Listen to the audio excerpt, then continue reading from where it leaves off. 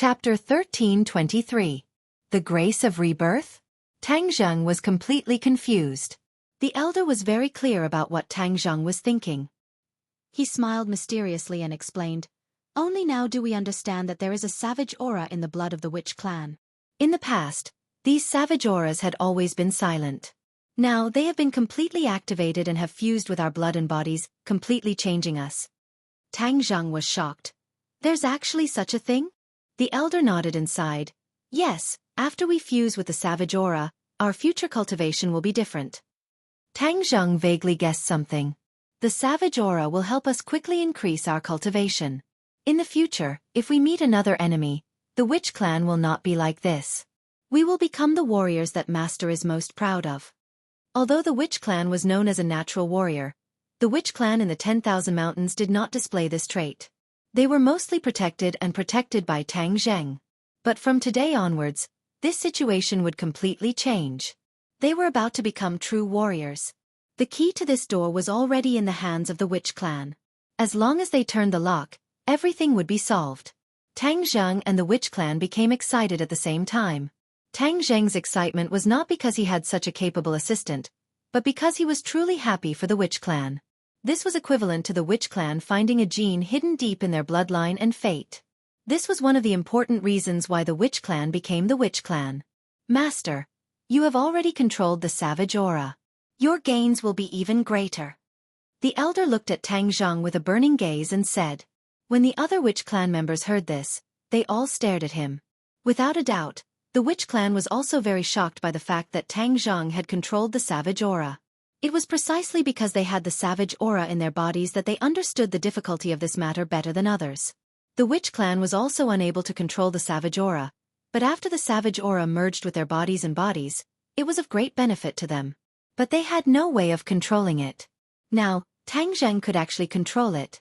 The difference was too great. The elder was also unable to predict what Tang Zheng would gain. Tang Zheng's heart moved, and he was also a little excited. Now that the enemy was so strong, if he could become stronger, then that would be for the best. If the savage aura really had such an effect, then it would definitely solve his desperate situation. "Tang Zheng, how did you do it?" The Empyrean fairy couldn't help but ask curiously. Tang Zheng didn't hide anything and truthfully explained the use of the sky-swallowing technique. Everyone suddenly realized that it was the effect of the sky-swallowing technique. Tian Chanzi was filled with emotion. The sky-swallowing technique has always been a spell of little value to the demon race. It's not recognized by anyone, and almost no demon race is willing to cultivate it. Who would have thought that it actually has such great power? Tang Zheng laughed and said, "That's because they haven't grasped the true profundities of the heaven-swallowing technique." "Oh, what's so special about it?" Tian Chanzi asked. The sky-swallowing technique was of little value because it was only an incomplete version and lacked the core. If this core were to leak out, then the demon race's strength would increase greatly. After all, the sky-swallowing technique wasn't too complicated. Almost anyone could learn it, but the realm one cultivated to was related to one's talent and hard work. "Do you want to learn it?" Tang Zheng asked in return. Tian Chanzi shrugged and said, "I don't want to learn it. My kingsman has countless secret arts, and they're not inferior to this sky-swallowing technique. Moreover, this is a demon race ability. How can a righteous person like me learn it?" Seeing that Tian Chanzi didn't seem to be joking, it was clear that Tian Chanzi's views weren't too different from 1,000 years ago. They were deeply ingrained. The Empyrean fairy also had no intention of learning the sky-swallowing technique. She was the daughter of the Emperor of Heaven, and was especially confident in her own abilities. Of course, she wouldn't change her home halfway and cultivate other abilities. The fallen comrades had already been collected and lined up together. It was a ghastly sight. Everyone stood in front of the corpses and bid them farewell. Tang Zheng raised his hand and said, "I'll have to trouble you all to stay in Sumeru Heavens for a while. When we return, we'll definitely give you a grand burial and lay you to rest." Sumeru Heavens flashed and all the corpses were collected into Sumeru Heavens. Only the corpses of the demon race were left on the ground. The demon sect had fled in a panic and didn't have time to collect their own people. The others stared hatefully at the corpses of the demon race. If it weren't for them, their comrades wouldn't have died. They couldn't wait to turn these demons into ashes. Everyone stand still, Don't move. Suddenly, an angry roar came from the foot of the mountain. With a few swoosh sounds, a group of people soared into the sky and flew to the peak of Mount Tai. Swoosh swoosh. Everyone immediately focused on this group of uninvited guests. They were all unfamiliar faces and couldn't recognize who they were. Each and every one of them had a stiff face like a block of wood. Even their eyes were somewhat dull. Who are you people? Tang Zheng asked in a deep voice. You've destroyed Mount Tai and caused such a fierce battle. You've already caused an extremely bad influence. Why don't you just surrender? The other side scolded. Although the peak of Mount Tai was far from where ordinary people lived, and after the mountain was sealed, ordinary tourists were completely blocked out of Mount Tai. However, after all, their battle had caused too much of a commotion.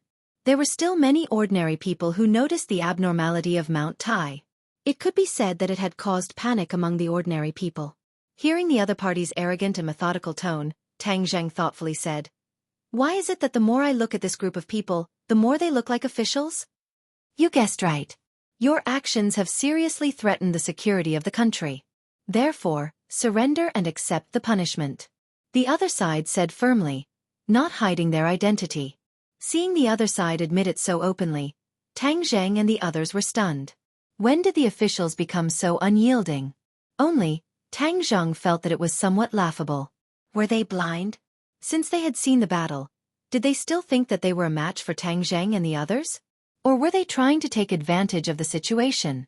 Taking advantage of the fact that they had lost a lot of energy after the battle to catch them off guard? Tang Zheng said in his heart, if they really thought that way, then they had made a mistake. The others were immersed in the pain of losing their comrades. Seeing this group of aggressive people, they all stared at them with unfriendly eyes. If there was a disagreement, a fight would break out. Tang Zheng also didn't want to be entangled with them. Moreover, the officials were divided into several factions and he still didn't know who they were. Thus Tang Zheng waved his hand and said, "You guys should leave. If there's anything, let the person in charge come and talk." "I'm the person in charge," the person said sternly. Tang Zheng frowned and stared at him. After examining him, he indeed hadn't seen this person before and asked, "Who's your superior?" "You don't have the right to ask." The other person coldly refused. Tang Zheng shivered. The other person's attitude was out of his expectations. He turned his head and glanced at Li Xiaotian. Li Xiaotian shook her head. Clearly, she didn't have any information on this person. Li Xiaotian was extremely careful. She had always considered the threat of the officials to Tang Zheng, so she had mobilized all her forces. She had planned the pillow talk plan and roped him in. Of course, she had also thoroughly investigated the higher-ups and the people around them. If the other person's identity was not ordinary, she would definitely have an impression of him. Li Xiaotian shook her head, indicating that she didn't recognize him. This meant that this person's identity was somewhat strange, or perhaps someone who had recently risen to prominence. Thus, Li Palace's information had been overlooked. Among the officials, the only person who had repeatedly targeted Tang Zheng was the chief. Moreover, after meeting the chief last time, there was no trace of the chief. Li Palace had practically turned the entire capital upside down, but still couldn't find a single trace. Could this group be the chief's people? Tang Zheng suddenly had an idea and asked without warning, "Call the chief XXX out. What kind of hero are you if you're sneaking around in the back? How dare you call master by his name?" The other person's expression suddenly changed, and she sternly reprimanded. "Master?" Tang Zheng was shocked, and his eyes widened. When did the chief allow others to call him master? This was too strange. Of course, he didn't know that this was the rule that Hundred Faces Star had changed on a whim after replacing the chief. After Hundred Faces Star became the chief, she returned to the center of power and used thunderous methods to intimidate others. However, this secret had not yet been spread. Even Li Palace's focus was not on this during this period of time, so they didn't know about this. It's really his people. Tang Zheng's gaze was like lightning as he stared at this group of people. He's really persistent. He didn't look for him, but he came looking for me. Humph. This time he can forget about escaping. I'll follow the vine to the melon and find him. Tang Zheng had already made up his mind to kill. Although this person had a high position and power, he had targeted him time and time again. The most important thing was that this person was too selfish and was not wholeheartedly devoted to the public. If we don't surrender, then what do you want? And how did the chief order you to deal with us? Tang Zheng asked provocatively. Kill without mercy. The other party said resolutely and with a murderous aura. What? The crowd was so excited that they actually dared to give the order to kill without mercy. That was because they did not put them in their eyes at all. Yan Potian had always held an extremely high position in the secular world, and was also good at weighing the pros and cons of all parties. Actually, he did not want to directly clash with the chief, but after hearing this order, his white eyebrows twitched, and he said angrily, "After killing you bunch of shrimp soldiers and crab generals, let's see what he dares to do to us." As he spoke, he looked towards Tang Zheng. Tang Zheng did not hesitate either. He nodded with a gloomy face, and with a tap of his foot, he took the lead and rushed out. Then I'll kill you first. Tang Zheng's voice was filled with killing intent, instantly arousing the killing intent in the hearts of the others. One by one, they shouted and rushed towards the enemy. The number of enemies was even greater than theirs. It was a black mass. Other than the leader, the others kept their mouths shut, giving off a strong sense of oppression. Seeing the enemy charging over, the leader roared and stomped on the ground with his heel. Kacha! A huge crack appeared on the hard rock. Chapter 13:24. The leader spun at high speed, and a spark suddenly shot up. Then he turned into a flaming man. The bright red flames dyed the surroundings a fiery red, and a heat wave assaulted his face. This was a spinning fire top. Before it even reached him, he could clearly feel the threat. Tang Zheng was surprised. This person's ability was even stronger than the heavenly kings of the dragon group, especially that fire king, who seemed to have the same ability as this person. The chief has taken over the people and businesses of the dragon group. This person must be the upgraded product of the Fire King. Back then, the Fire King was already not his match, let alone now. Although the other party was an upgraded product, Tang Zheng's strength had long since increased by who knows how many levels. As a result, he struck out with his palm. Boom! The savage aura was released. The palm collided with the fire top, causing sparks to fly in all directions.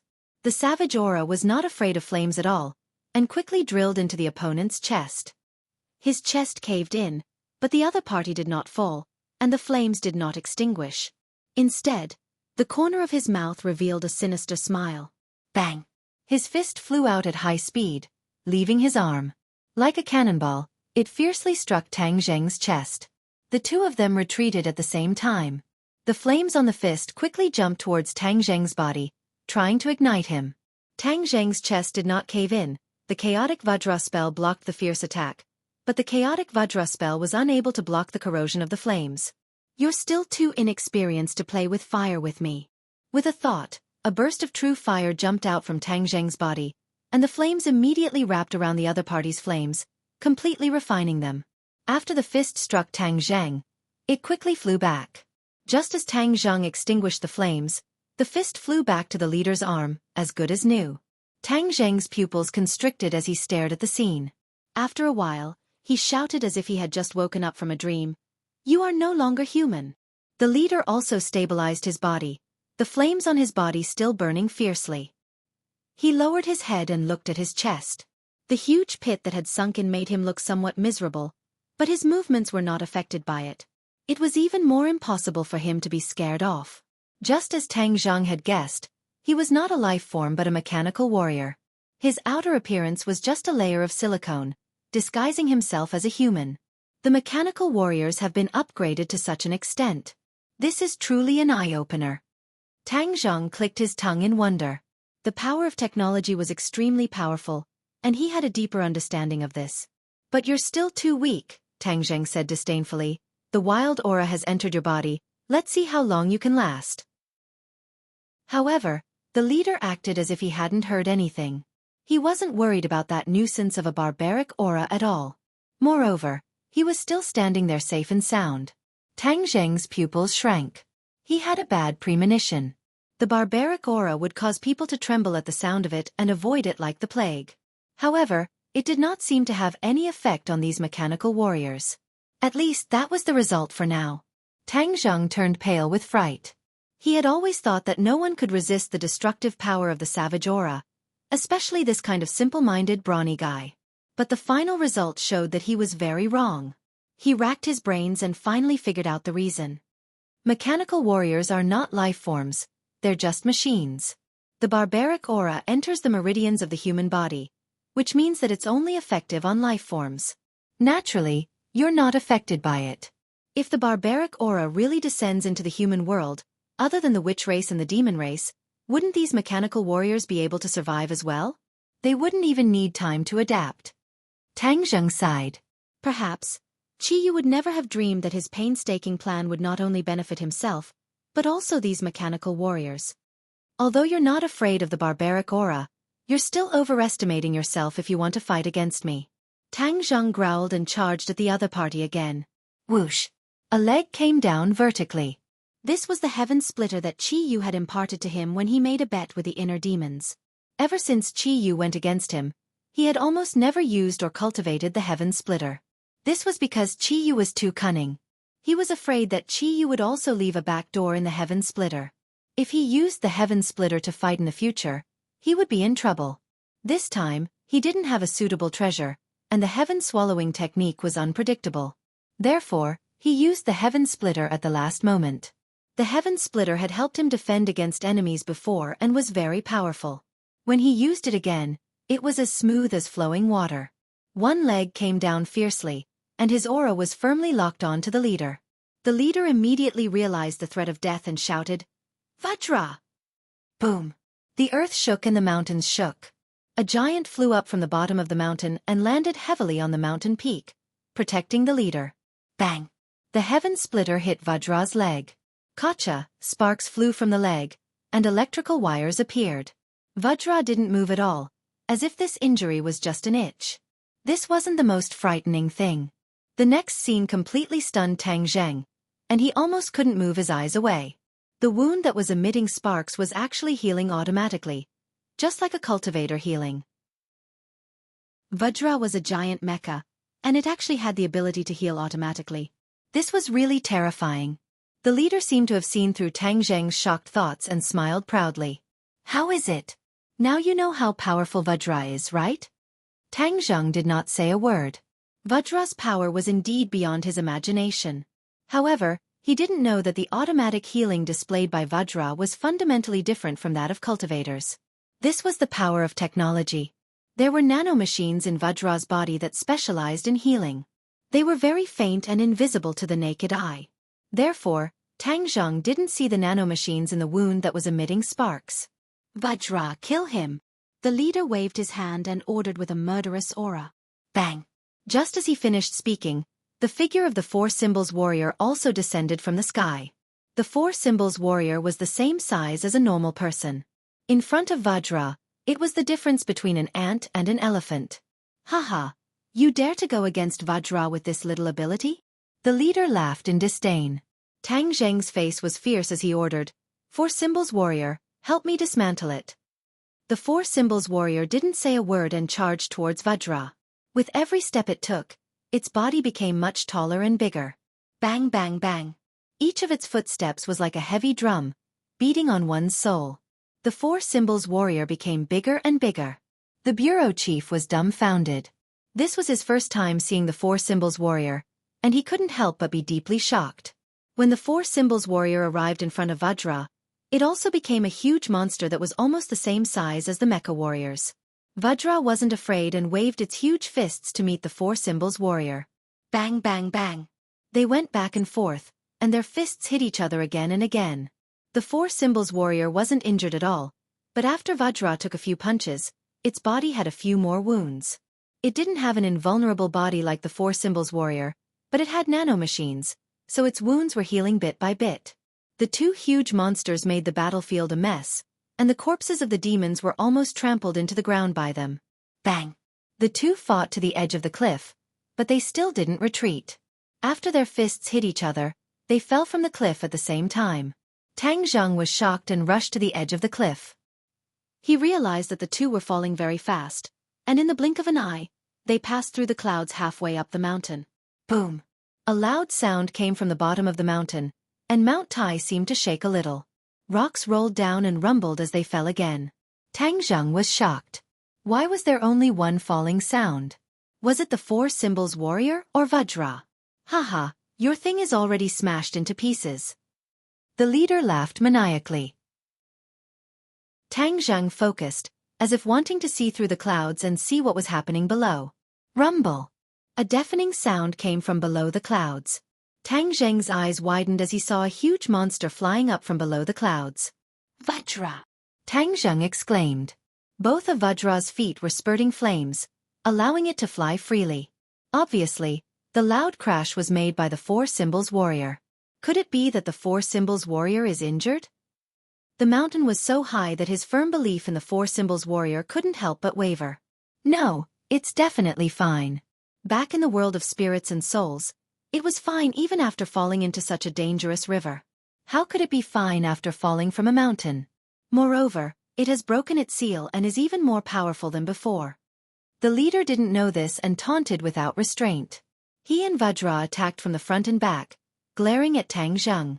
Tang Zheng's belief in the four symbols warrior was strengthened again, so he didn't fly down to investigate. He looked at the other party with eyes full of cold murderous intent, saying, "You want to take advantage of the situation and take advantage of the situation. Your wishful thinking is wrong. I'm very angry, so you're all dead. I'm going to tear you apart into pieces. Kill him." The leader didn't intend to listen. Vajra took the lead to attack after giving the order. Whoosh! A huge fist came from behind Tang Zheng, smashing towards his head. Tang Zheng's figure flashed and flew above the leader's head, roaring, "Sky Splitter!" Bang! A huge shadow of a leg descended from the sky and immediately enveloped the leader. His whole body was immediately covered in raging flames, and a flame spurted out from the soles of his feet.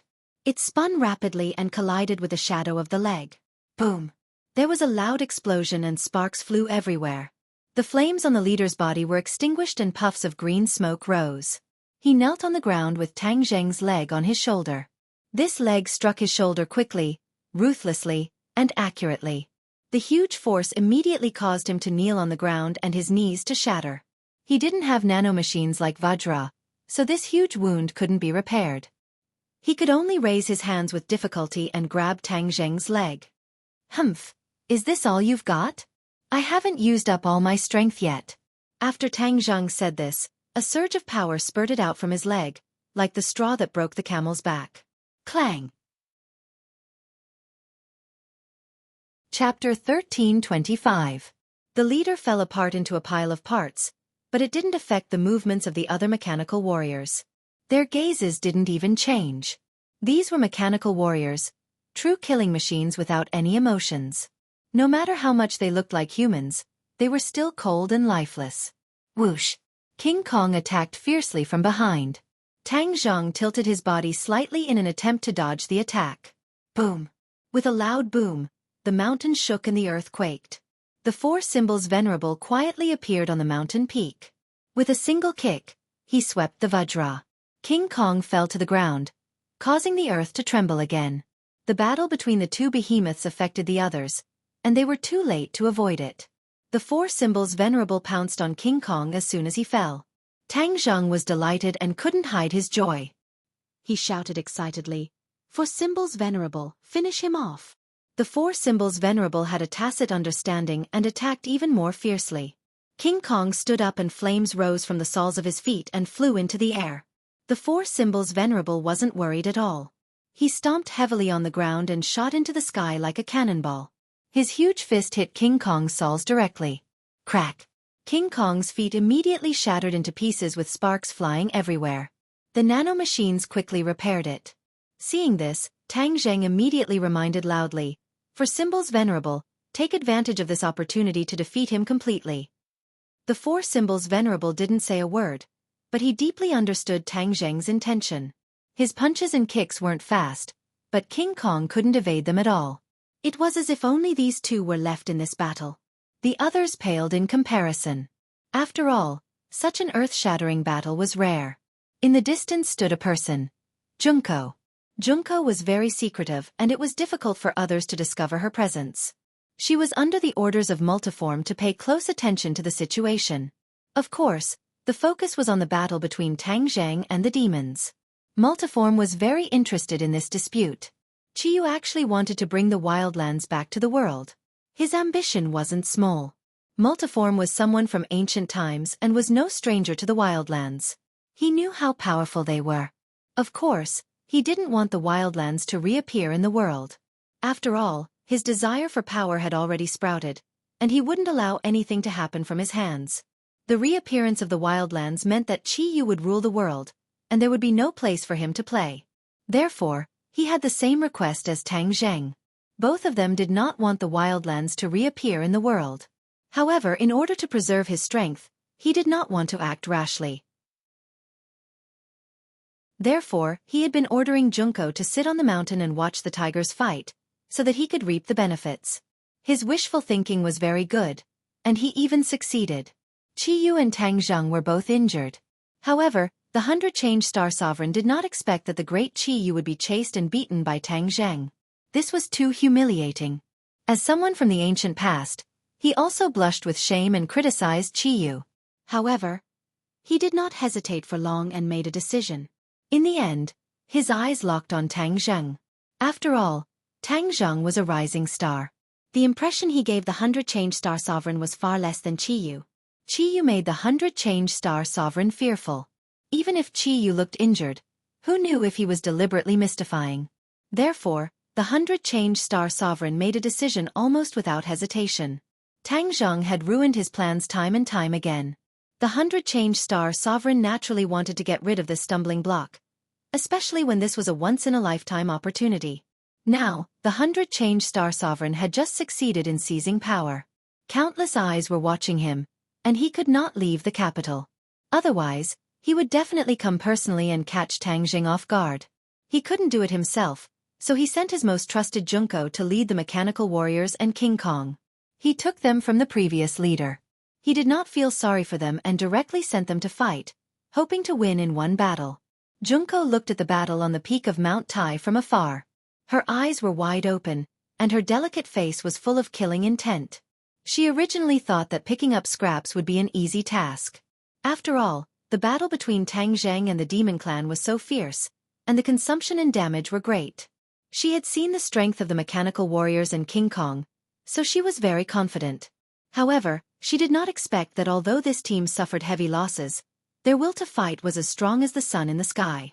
Especially when they saw their comrades who had sacrificed themselves, their hearts were filled with anger. The Nephilim had escaped, and they had nowhere to vent their anger. The appearance of the mechanical warriors and King Kong gave them a chance to vent. Of course, they would not miss this good opportunity. Therefore, the battle was particularly fierce. These lifeless mechanical warriors did not gain any advantage. The mechanical warriors were not to be trifled with. They also killed their opponents. Fresh blood stimulated their nerves again. Suddenly, the battle became more intense. Junko saw this scene and understood that the 100-change Star Sovereign's plan had failed. Tang Zheng was not so easy to deal with. He recorded this battle from afar and sent it back to the capital. The 100-change Star Sovereign was watching closely. When he saw the situation of the battle, he was flustered and exasperated and flew into a rage. He already knew that his wishful thinking was wrong. Tang Zheng was not a soft persimmon. He could not need him. His eyes flashed and he said to himself hatefully, "Tang Zheng, you changed so quickly. I really underestimated you. If I can't kill you this time, you will definitely become a big problem for me in the future. The Li Palace is your left arm and right arm. I recently found that there are many people in the center of power in the Li Palace. I will get rid of them now, so that the Li Palace can no longer infiltrate my territory." As the 100-change Star Sovereign spoke, an unfathomable smile appeared at the corner of his mouth. Tang Zheng and Li Xiaotian did not expect that the spies they had buried so deeply were still discovered by the 100-change Star Sovereign and wanted to kill them. The 100-change Star Sovereign was indeed different. He was very different from the other people in the hierarchy of power. He was swift and decisive and did things his own way. It was precisely this kind of personality that attracted a group of people. These people were a group of people at the top of the hierarchy of power. Because of them, the 100-change Star Sovereign was able to control the top of the hierarchy so quickly. The purge operation begins. The 100-change-star sovereign secretly gritted his teeth and immediately made a call. A series of operations began quietly. The people involved had no idea that a disaster was about to befall them. Junko, come back. Although the 100-change-star sovereign was unwilling, he had no choice but to give the order. Junko gritted her teeth and stared deeply at the battlefield. She resolutely turned around and disappeared without looking back. As for the mechanical warriors and King Kong at the top of Mount Tai, she did not look at them again. Those were products that could be mass-produced. What did it matter if they were dead or alive? Anyway, they could be produced again. If she could kill more of Tang Zheng's forces, wouldn't that be a wonderful thing? Tang Zheng did not know that Junko had secretly escaped. His attention was focused on the battle between King Kong and the Four Symbols Venerable. The Four Symbols Venerable fully unleashed his combat strength. King Kong's defeat was gradually becoming apparent. With only one leg left, it was difficult for him to survive alone. Although he had nanomachines to repair his wounds, the Four Symbols Venerable's attacks were too fierce. The nanomachines could not be repaired in time and were heavily injured by the Four Symbols Venerable again and again. Under such circumstances, there was not much suspense in the battle. The Four Symbols Venerable once again delivered a fatal blow. Using both his hands and feet, a terrifying force struck King Kong. With a boom, half of King Kong's body was shattered from his shoulder to his waist. King Kong staggered and quickly retreated. He only had one leg and one arm left. Without needing Tang Zheng's order, the Four Symbols Venerable immediately followed up with a kick to King Kong's head. Crack! Sparks flew in all directions as King Kong's head flew off. With a whoosh, it flew down the cliff. The headless half of its body swayed. Finally, with a boom, it fell to the ground. After trembling a few times, the nanomachines that could not be seen with the naked eye completely ceased their activities. Without a head, King Kong was as good as dead. The nanomachines were of the same origin as King Kong. Now that King Kong was dead, the nanomachines naturally lost their power and were completely paralyzed. Tang Zheng was not surprised by this outcome. The Four Symbols Venerable came from ancient times after all. They were the guardians of the witch tribe. Even Qi Yu wanted to take them for himself. This showed just how extraordinary they were. King Kong was a product of a short period of time. It looked very frightening, but it was a paper tiger. When faced with a real tiger, the paper tiger would naturally be defeated. The others' battles were also nearing the end. Although the mechanical warriors were powerful, they were still wiped out in the end. Tang Zheng's people also paid a price, but it was far less tragic than the battle with the demons. After the last mechanical warrior fell, the crowd let out a deafening cheer. The suppressed killing intent was released and relieved to a certain extent. After everyone finished cleaning up the battlefield, they gathered together. They looked at each other and fell into silence again. This sudden attack caused everyone to be somewhat puzzled, especially when they knew that all of this came from the chief. Yen Patian changed his previous attitude and took the lead to break the silence, saying, "Chief is so vicious and merciless, he has already completely stood on the opposite side of us, so we absolutely cannot be lenient." After all, Yen Patian was not as unafraid of authority as cultivators. He was a person who had been in the secular world for his entire life, and some of his views were deeply rooted, such as his relationship with the authorities. Unless he had no other choice, he definitely did not want to shed all pretense of cordiality. But this time, he actually took the initiative to say these words. That meant that he had changed his mentality and mind, or perhaps he had also become as lawless as Tang Zheng and the others. Empyrean Fairy snorted disdainfully and said, "Qin Shi Huang is nothing, let alone this person." As always, she showed contempt for power and disdain for the chief.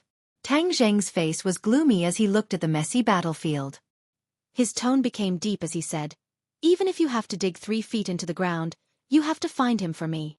Everyone's mind shook as they understood that Tang Zheng had completely set his mind on killing. This meant that he had completely broken off from the power and their relationship would deteriorate. Li Xiaotian did not object, but he had already made up his mind. After returning, he would definitely use all of Li Palace's power to minimize the impact of all of this as much as possible.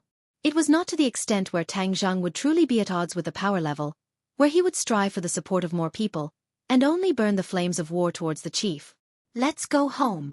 Tang Zheng did not say much, he waved his hand and returned to the capital. He did not know that a fierce battle was unfolding between the demon clan and the former subordinates of the Yellow Emperor, just like the continuation of the Battle of Zhualu tens of thousands of years ago. Chapter 1326. The demon clan was exhausted. Countless of their comrades had died. They were fighting against the former subordinates of the Yellow Emperor with exhausted bodies. The fighting strength of the former subordinates of the Yellow Emperor was almost off the charts, killing the demon clan to the point that they were in a panic, killing Qi Yu and Saint King to the point of wanting to die. This was simply a disgrace to the demon clan, a disgrace to Qi Yu. Back then, when Qi Yu faced the Yellow Emperor, he was not so passive and in such a sorry state. Today, facing the general under the Yellow Emperor, this was actually the result. How could the proud Qi Yu endure it? In order to protect Qi Yu, Saint King had a large portion of his fighting strength restrained, and was unable to unleash his full strength. Compared to the former subordinates of the Yellow Emperor, the other demon clan were much stronger. Yi Meiyu's traceless dream displayed its might, causing many demon clan to fall into a dream, and then killed them one by one. Many of these demon clan had higher cultivation than her, but unfortunately, the traceless dream was too strange, causing them to be unable to guard against it. Even after that, they thought of ways to guard against it, but they did not succeed completely. After all, they were not like Tang Zheng, who had another soul living in his body that could be awakened at the crucial moment. The reason why it was difficult to find a successor for the traceless dream was because this divine ability was too heaven-defying, to the point that the requirements for the successor were extremely harsh. It was simply abnormal. Yi Meiyu's talent was extraordinary, and she actually met this condition, which was why she had her current achievements. Seeing the demon clan die under her hands, Yi Meiyu's face glowed with pride. However, she knew that if not for her ruthlessness and killing her master at the crucial moment, she would definitely not have her current position in the former subordinates of the Yellow Emperor. She might just be the disciple of the Nightmare Lord, and could not be the head of the family. Therefore, she was very glad that she made the choice back then. Killing the Nightmare Lord was the wisest decision. As for whether this matter would be exposed, she was not worried at all. Tang Zheng had already revealed this matter to the former subordinates of the Yellow Emperor, but no one believed him. Perhaps, even if someone was suspicious, they wouldn't dare to do anything to her without real evidence. After all, her role in the Yellow Emperor's former subordinates was becoming more and more prominent, and her position was also getting higher and higher. The Yellow Emperor's former subordinates couldn't bear to lose her, the only person who could use the Traceless Dream spell, after losing Nightmare Lord. No matter what the former subordinates of the Yellow Emperor did, they could only endure without any clear evidence. Yi Meiyu was not an idiot, so she thought everything through clearly. She was fearless, so when facing Lu Wuxin, she was no longer as cautious as before. Lu Wuxin had suffered a huge loss at the hands of Tang Zheng, and the Heartless Willow was also destroyed. Her fighting strength was greatly reduced, so Yi Meiyu was naturally no longer afraid of her. Therefore, among the former subordinates of the Yellow Emperor, the only person Yi Meiyu feared was Mo Xie. Mo Xie was unfathomable, so she did not dare to act rashly. Yi Meiyu killed a few more devils and looked at Lu Wuxin. As if their hearts were connected, Lu Wuxin also turned his head to look at her. When their eyes met, Yi Meiyu did not hide her pride at all. It was obvious that she was provoking him. When Lu Wuxin saw this, he hated her from the bottom of his heart. He secretly regretted not seeing that Yi Meiyu was such a person. But it was too late now. Ever since Yi Meiyu's comprehension of the Traceless Dream spell had risen to another level, her cultivation had leaped by leaps and bounds. Lu Wuxin had been challenged by Yi Meiyu everywhere. Her reputation as the strongest female general in the Yellow Emperor's former subordinates seemed to be in danger. If she had not recovered her former strength when the Yellow Emperor was revived, and Yi Meiyu became more and more powerful, then Yi Meiyu would very likely soar into the sky and take her place. This would definitely be a great disaster for Lu Wuxin. Although Mo Xie and Lu Wuxin were old acquaintances and comrades, he did not favor Lu Wuxin. In the ancient era, people respected the strong, and Mo Xie was no exception. He was a swordsman, and his pursuit of power was even more persistent. Seeing Yi Meiyu soar into the sky, he could not help but have a whole new level of respect for her. Lu Wuxin's name was Wuxin, but he was not really a heartless person, so he was very clear about Mo Xie's temper, and did not complain to him and ask for help. If she really did that, Mo Xie would look down on her even more, and her position in his heart would be even lower, which would benefit Yi Meiyu for nothing. Mo Xie's Ganjiang sword thrusted out a few times, heading straight for Qi Yu. He had already attacked Qi Yu time and time again. In fact, he knew that he could not kill Qi Yu, but he did not stop. Because this could completely restrain Saint King's power. Saint King's cultivation was slightly higher than Mo Xie's. Mo Xie had gone through a lot of trouble to recover to the first stage of the Mahayana realm, and was not a match for Saint King at all. Therefore, he had no choice but to find another way to target Qi Yu. The effect was amazing. Saint King was furious, but he could not do anything to Mo Xie. He could not abandon Qi Yu and chase after Mo Xie, so Mo Xie used guerrilla warfare to distract him, causing him to almost collapse. Mo Xie, if you have the ability to fight me head-on, what kind of man are you? Saint King flew into a rage. Mo Xie was unmoved. No matter how unpleasant Saint King's words were, he would not be angry. You are an ancient person, and your cultivation is inferior to mine, yet you use such despicable methods. This is simply a great disgrace. Saint King continued to attack with his words, trying to anger Mo Xie and make him change his strategy. Unfortunately, Mo Xie did not eat this at all.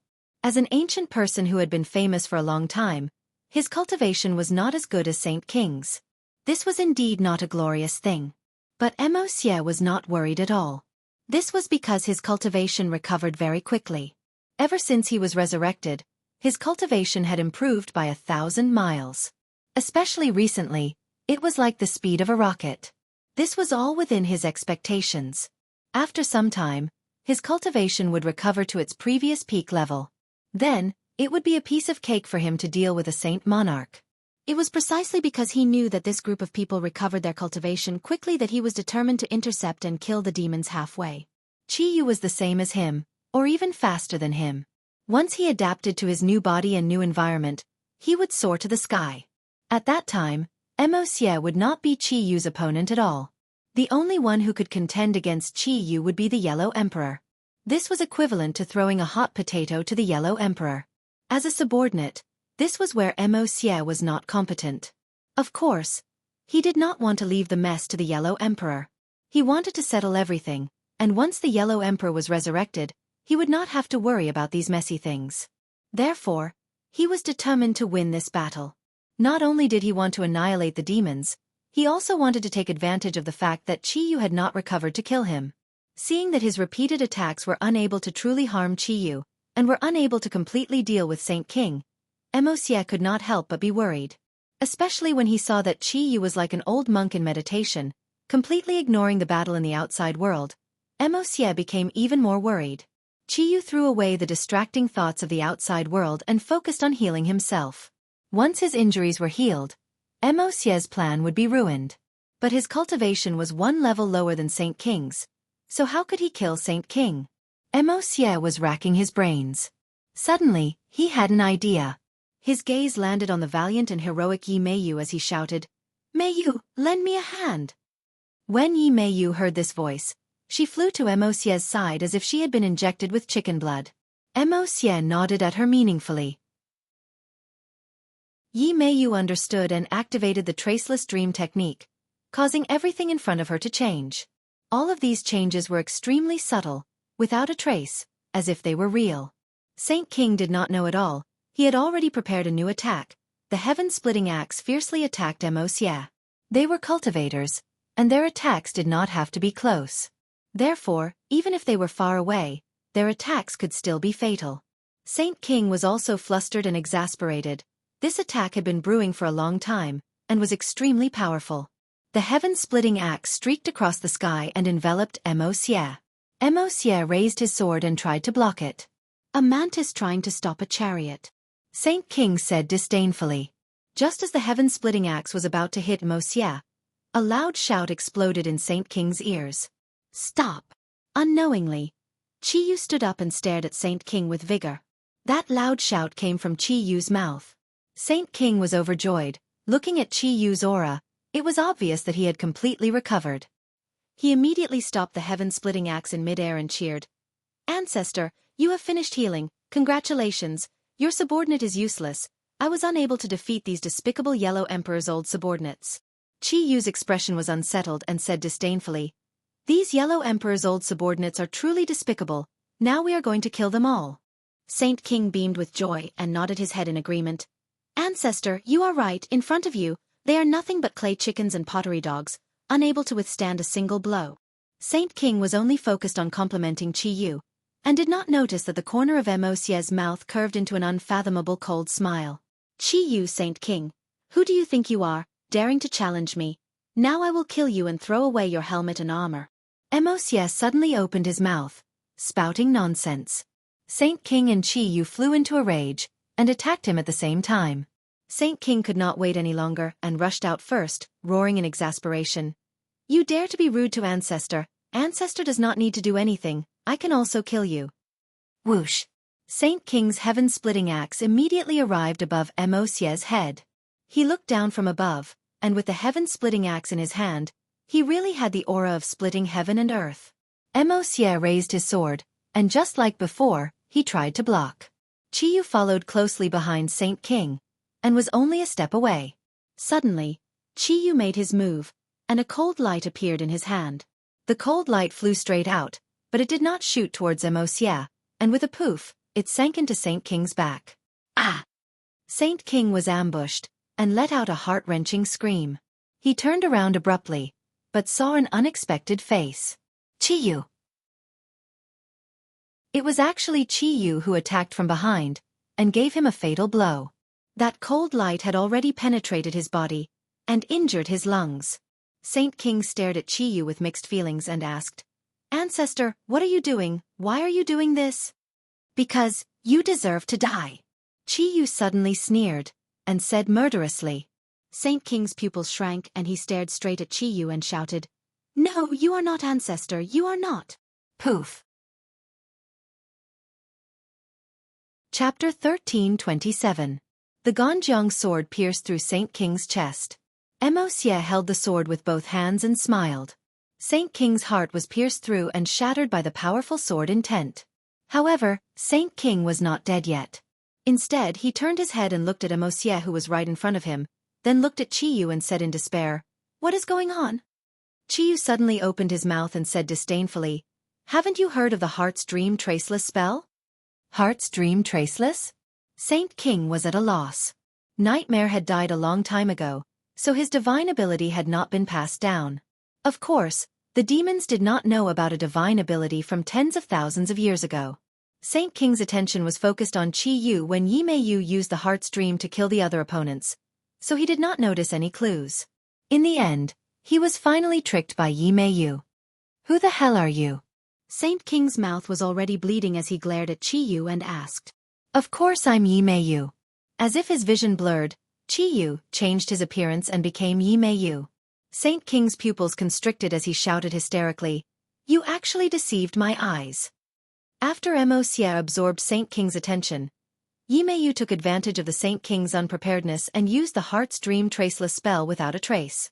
Finally, she silently lured the Saint King into the dream. This time it was very different from before.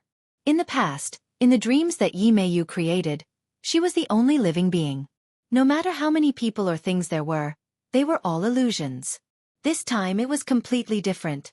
The Mosie in the dream was real.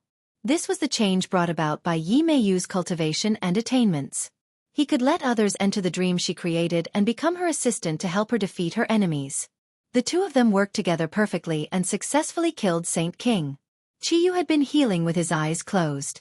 His eyelids only twitched slightly, but he did not say anything to stop them. Because he had already reached the most critical moment of healing, he simply could not be distracted. There was nothing he could do about the death of Saint King. He felt that it was a great pity. After all, Saint King was a powerful assistant. It was a great loss for him to fall into the hands of the enemy. This thought flashed through Qi Yu's mind, but it did not leave too deep of a shadow in his heart. Then, he put all his effort into healing his injuries. He knew that without Saint King's protection, Mosie would definitely not let him go. In the face of death, his potential was completely stimulated, and his injuries healed very quickly. The life force in Saint King's eyes was rapidly depleting. He looked at Yi Mei Yu unwillingly, spat out blood and said hesitantly, "I, Saint King, have been unhindered for my entire life and have not died in heavens beyond. I never thought that I would be tricked by a little girl like you. This is a great humiliation. I can't die in peace.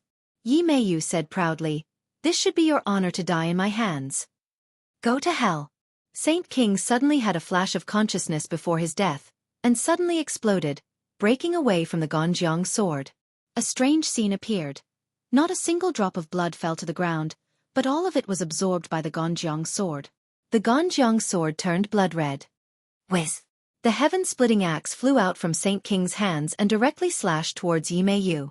Yi Meiyu retreated in panic. With her strength, she was still unable to receive this attack. Although she could use her heart to enter the trap and deal with the Saint King. In terms of fighting strength, how could she be a match for the Saint King? Even if the Saint King was heavily injured, this attack that burned his life force could still kill her. She retreated in a hurry, but the attack of the heaven-splitting axe was even faster. It completely enveloped her, causing her to have nowhere to hide. I can't die like this. Yi Meiyu shouted in her heart. Bang! The heaven-splitting axe stopped, blocked by the Ganjiang sword. At the critical moment, Wuxia saved Yi Meiyu's life. When Lu Wuxin saw this scene, he wanted to stomp his feet. He thought to himself, how could this woman be so lucky, for Wuxia to protect her like this? If this axe had struck, then Yi Meiyu would have died without a doubt, helping him vent his anger. After surviving a calamity, Yi Meiyu patted her chest lightly, her breasts surging as she looked at Wuxia with her beautiful eyes. Wuxia looked straight ahead, looking at the dying Saint King, and said, Go, your life has come to an end. With that, he slapped Saint King's chest. Saint King's entire body trembled, his chest quickly caved in, as though a pit had appeared on the ground. With a puff, he spat out another mouthful of blood. Saint King's eyes bulged out, his life force quickly burned out in a few seconds, until it dried up, and he fell limply to the ground. Saint King was dead. The demons cried out in alarm, like a clap of thunder, causing everyone's ears to buzz. The demons stared blankly at Saint King who had fallen to the ground. That was once their leader, who led them to avoid the pursuit of the natives of the sky beyond heaven, and even said that he would bring them back to do something big and rule the entire world. Who would have thought that before this grand blueprint could be implemented, Saint King would fall? It was like the collapse of the demons' faith. Everyone's faces were pale and uneasy, as though they had lost their goal in life. Kill. Seeing that, Wuxia was secretly happy. How could he let go of this heaven-sent opportunity, and ordered loudly. The shouts of Yellow Emperor's former subordinates shook the heavens, and attacked the demons with an imposing aura. The demons panicked, they did not have the courage or fighting spirit to continue fighting. There was only one thought in their minds: escape. Saint King was already dead, so how could they be a match for the Yellow Emperor's former subordinates? Thus, it was more important for them to obediently escape. The corners of Wuxia's mouth curled up into a smile. This plan could be said to be a great success, killing countless demons, and now the final step was in sight. His gaze fell on Qiyu, who had his eyes closed and was silent. Once he was killed, it would be a complete victory. Wuxia, Yi Meiyu, and Lu Wuxin formed a triangle, approaching Qiyu step by step. The three of them did not act rashly. The shadow of a tree, the name of a person. Qiyu's name was too frightening, and they did not dare to lower their guard. When the three of them were only a step away from Qiyu, they stopped at the same time, looked at each other, and understood the meaning in each other's eyes. Wuxia nodded heavily, indicating that everyone should act together. Shwa! The attacks came together, from the three of them, towards Qiyu. Qiyu remained motionless, like an old monk in meditation. Seeing this, the three of them revealed a hint of joy. At the last moment, if Qiyu did not resist, then he would definitely die. Boom! With a loud sound, the attacks of the three of them hit the void, but did not land on Qiyu's body. A ray of light bloomed from Qiyu's body, completely blocking the attacks of the three of them. The three of them turned pale with shock. They looked at each other and saw the shock in each other's hearts. Wasn't Qiyu an arrow at the end of its flight? How could he still have such a strong self-defense ability? The combined attacks of the three of them did not have any effect at all. Wuxia's mind raced, and he immediately determined the pros and cons. He immediately shouted, "Don't give up, continue to attack, we must kill him." Xia had no way out. If they let Qiyu go this time, they would definitely be annihilated. After all, Saint King had died in their hands. Moreover, the strength displayed by the former subordinates of the Yellow Emperor must have left a deep impression on Qiyu. How could Qiyu let go of such a powerful enemy? An old enemy of tens of thousands of years. Either you die, or I die. This was the current situation between them. Kill! Xia growled. The Ganjiang sword released a dazzling light. The sword spirit caused the War Soul sword to tremble non-stop, buzzing, as if it was cheering. Ganjiang sword, you and I will fight side by side again. We must kill Qiyu. Xia secretly said to himself. Shwa! The sword light rose, like a waterfall shooting out from the Ganjiang sword, piercing towards Qiyu. At the same time, Lu Wuxin also shook his magic treasure. It was a long whip. Although it was not as powerful as the previous Heartless Willow, he had already adapted to it. Therefore, the long whip was like an extension of Lu Wuxin's arm. As if it was controlled by his arm, it fiercely attacked Qiyu. Yi Meiyu did not have a suitable magic treasure, so she simply slapped at the top of Qiyu's head, trying to gain the upper hand and give Qiyu a fatal blow. The attacks of the three could not be said to be weak, especially Xia. The sword light of the Ganjiang sword seemed to have locked onto Qiyu. Not to mention that he did not move. Even if Qiyu moved, it would be difficult for him to effectively escape from the Ganjiang sword. Qiyu did not escape. The others had already fled far away. Qiyu was like a lonely person, extremely miserable and pitiful. No one pitied him. Suddenly, Qiyu quickly opened his eyes, as if a light was emitted from his pupils. His aura was completely different, as if he was a completely different person. Was it possible for a person to change so much in such a short period of time? Of course it was possible. Everything in front of him was the best proof. Without a doubt, this was definitely because Qiyu had recovered from his injuries. Whiz! A sword light soared into the sky. Clang! The two swords collided, causing sparks to fly. The War Soul sword and the Ganjiang sword clashed. The powerful sword Qi created two whirlwinds. The whirlwinds collided with each other, stirring up the air, as if the wind and clouds were surging. The difference in strength between Lu Wuxin and Yi Meiyu was too great.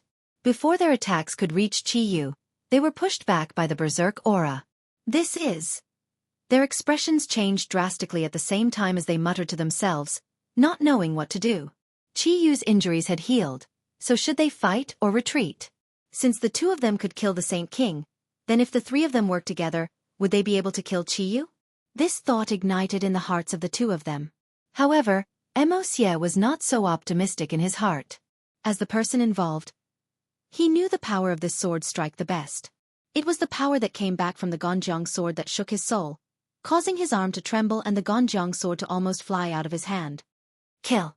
Xia did not give up. Victory or defeat depended on this move. If he gave up, then Qiyu would definitely chase after him relentlessly in the future, which was definitely not a good thing for them.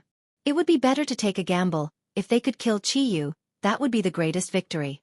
The moment the word kill was spoken, the Ganjiang sword turned blood red, as if it had been tempered in blood for a long time and had drunk its fill of human blood. Whoosh! Chapter 1328. The sky was as red as blood, and the slash of the Ganjiang sword contained boundless power. Qiyu casually raised the War Soul sword. The sword light expanded like the light of the sun and moon, completely covering the bloody light of the Ganjiang sword. The others closed their eyes one after another, shocked by this scene to the point that their minds were shaken. Run! An earth-shattering roar came out from the sword light. Panicking. Everyone could tell that it was Xia's voice. The fact that he shouted the word run so urgently was enough to explain everything. He was not a match for Qiyu, and was even far from it. Many people were stunned. They never thought that Xia would be so weak, losing in just a few moves, and even telling everyone to flee. This was too embarrassing. Use your heart's dream traceless technique. Lu Wuxin did not escape, but instead urged Yi Meiyu. At the critical moment, Yi Meiyu did not get angry with Lu Wuxin. Instead, she quickly activated the innate qi and used the heart's dream traceless technique. However, he heard Qiyu say disdainfully, "Heart's dream traceless, you want to deal with me with such a small trick? You're asking for humiliation. If Nightmare were here, he might be able to threaten me a little. You're too inexperienced." As soon as he finished speaking, he did not see any movement. Yi Meiyu suddenly bent down and spat out a mouthful of blood. Her spell had failed. In front of Qi Yu, her heart's dream traceless technique, which had always been unobstructed, had actually failed. It was even more thorough than when she was facing Tang Zheng. Yi Meiyu's heart was filled with unwillingness, but she did not dare to stay any longer. She turned around and fled as fast as she could. Seeing that, the other former subordinates of the Yellow Emperor all woke up from their stupor and ran for their lives. Just like the Demon Clan just now. When the Demon Clan who had already fled for a distance saw this scene, they immediately stopped in their tracks. They heard an excited voice shouting, "The ancestor has shown his might. Brothers, kill them all. Kill these damned fellows." The exhausted Demon Clan regained their vitality and turned around to charge forward with high fighting spirit. The Yellow Emperor's former subordinates were immediately blocked off. A fierce battle broke out between the two sides, with casualties on both sides. But unlike the Yellow Emperor's former subordinates, they didn't linger in battle. Instead, they seized the opportunity to break out of the encirclement. Their ability to escape was no less than that of the demon race. Lu Wuxin watched Yi Meiyu's escaping figure from afar. She had already broken through the encirclement of the Demon Clan and escaped. This made Lu Wuxin feel extremely ashamed. He spat out a mouthful of saliva and said with disdain, "Deserters, you don't even have the courage to fight, and you even abandoned your own comrades." The sword light was still very bright. Lu Wuxin couldn't see Qi Yu and Xie in it. She was very anxious about Xie. In the end, she didn't listen to Xie's advice. She shook her wrist and the whip flickered. Boom! Boom! The long whip struck the sword light again and again. However, the sword light did not even tremble in the slightest. On the contrary, the long whip fell down in a disorderly manner. It was actually twisted into several pieces by the sword light, and was completely scrapped. Bang! At this moment, the sword light exploded. Countless sword lights were like flying knives and hidden weapons, whooshing and whooshing, hitting many of the Yellow Emperor's former subordinates. Screams rose and fell one after another, but they stopped abruptly. In an instant, the sword light reaped the lives of many of the Yellow Emperor's former subordinates. But there was nothing they could do. The sword light dissipated, and a figure flew out in a sorry state. It was Xie. Her hair was disheveled, and she didn't have the calmness of having extra money. "Run!" Xie once again hysterically commanded loudly. Then, she didn't care about anyone else and like a stray dog, fled as fast as she could. Lu Wuxin's long whip had just been destroyed. Seeing this scene at close range, the shock in her heart could be imagined. She finally realized that this wasn't something that they could fight against. She panicked and couldn't help but envy Yi Meiyu. She had become a deserter in such a timely manner. She must have escaped to a safe place. She tapped the ground with the tip of her foot, and her burly body flew backwards. However, a large hand reached out and grabbed Lu Wuxin. Lu Wuxin's heart trembled as she shouted, "Let go of me!" His palm flew out in an attempt to make Qi Yu let go. Kacha! Lu Wuxin's palm struck Qi Yu's fist, as if it had struck a meteorite from outer space. Lu Wuxin's fist immediately shattered, and even his joints and bones were shattered. Lu Wuxin cursed inwardly and tried to escape again, but Qi Yu grabbed onto Lu Wuxin's hand. Bang! Immediately, Lu Wuxin was like a meteor hammer that was ruthlessly smashed onto the ground by Qi Yu. His head was bleeding, and he was in a sorry state. Lu Wuxin's body and mind were greatly shaken, and his injuries were extremely severe. She struggled to get up, as if she wanted to escape from this hellish place. However, Qi Yu raised his hand again, and from top to bottom, he ruthlessly smashed it on the ground. Bang! Like a ripe watermelon exploding, Lu Wuxin's head was the first to hit the ground. She did not cultivate the chaotic Vajra spell, so her body was not that strong. The strength of this slap could be said to be terrifying. Lu Wuxin's head was also like a watermelon, directly exploding into pieces, and not a single part of it was intact. Lu Wuxin was dead. The female general that the Yellow Emperor valued the most was actually so weak after tens of thousands of years, instantly killed by the enemy. This was indeed an instant kill. Qi Yu had only attacked a few times, and Lu Wuxin had died so thoroughly that even his corpse could not be preserved. A firefly dares to compete with the sun and moon. Qi Yu said disdainfully. Qiyu stepped over Lu Wuxin's corpse, and his gaze immediately locked onto the Yellow Emperor's old subordinates who were frantically fleeing. Demons, listen to my order. Kill all of the Yellow Emperor's old subordinates, and I will reward you handsomely. Qiyu ordered, and a large number of people responded. The demons were finally able to hold their heads high. Without the Saint King as their backbone, they now had an even more unbreakable backbone, Qiyu. No matter what order Qiyu gave, the demons immediately carried it out without hesitation. For example, the demons formed groups of 3 to 5, like a large net, and immediately stopped the fleeing Yellow Emperor's old subordinates. The roles of each side were completely reversed, and it was too dramatic. But the brutality of the battle was unbearable to watch. Wuxia did not have time to save all of his people. Taking advantage of the battle between Qiyu and Lu Wuxin, he hurriedly fled into the distance, not caring about Lu Wuxin who had already fallen into Qiyu's hands. In the end, Wuxia turned to look at Lu Wuxin, who was about to lose his life, and then decisively fled. Bang! The muffled sound caused Wuxia's heart to tremble. He did not even turn his head to look, because he knew that Lu Wuxin's fate was already sealed. Most of the Yellow Emperor's old subordinates had escaped, and only a small number of shrimp soldiers and crab generals were left. They were simply not enough to stop the demons' advance. They also wanted to escape, but they were surrounded by the demons and could not escape at all. The demons swept away the previous haze and worked together to kill the remaining Yellow Emperor's old subordinates. Qiyu did not make a move. His gaze swept through the crowd, and did not find Wuxia and Yi Meiyu. He frowned. These two are really good at escaping. They actually escaped. Qiyu changed the topic and clenched his fists. However, can you escape from my Qiyu's palm? Chapter 1329. Qiyu clenched his fist as a terrifying energy was brewing within it. Whoosh! Whoosh! The battle soul sword floated above his palm and spun non-stop. Kill! Suddenly, Qiyu roared and the battle soul sword flew out with a so sound. It actually turned into 2, then 4, and finally into tens of thousands of battle soul swords that chased after the Yellow Emperor's old subordinates. Wuxia and the Yellow Emperor's remaining subordinates had already fled far away and could not see the demons. They thought that they were safe enough. Whoosh! Whoosh! Whoosh! The sound of air breaking came from behind them. It was like a deadly note that was getting closer and closer. Wuxia and the rest were so scared that their bodies trembled.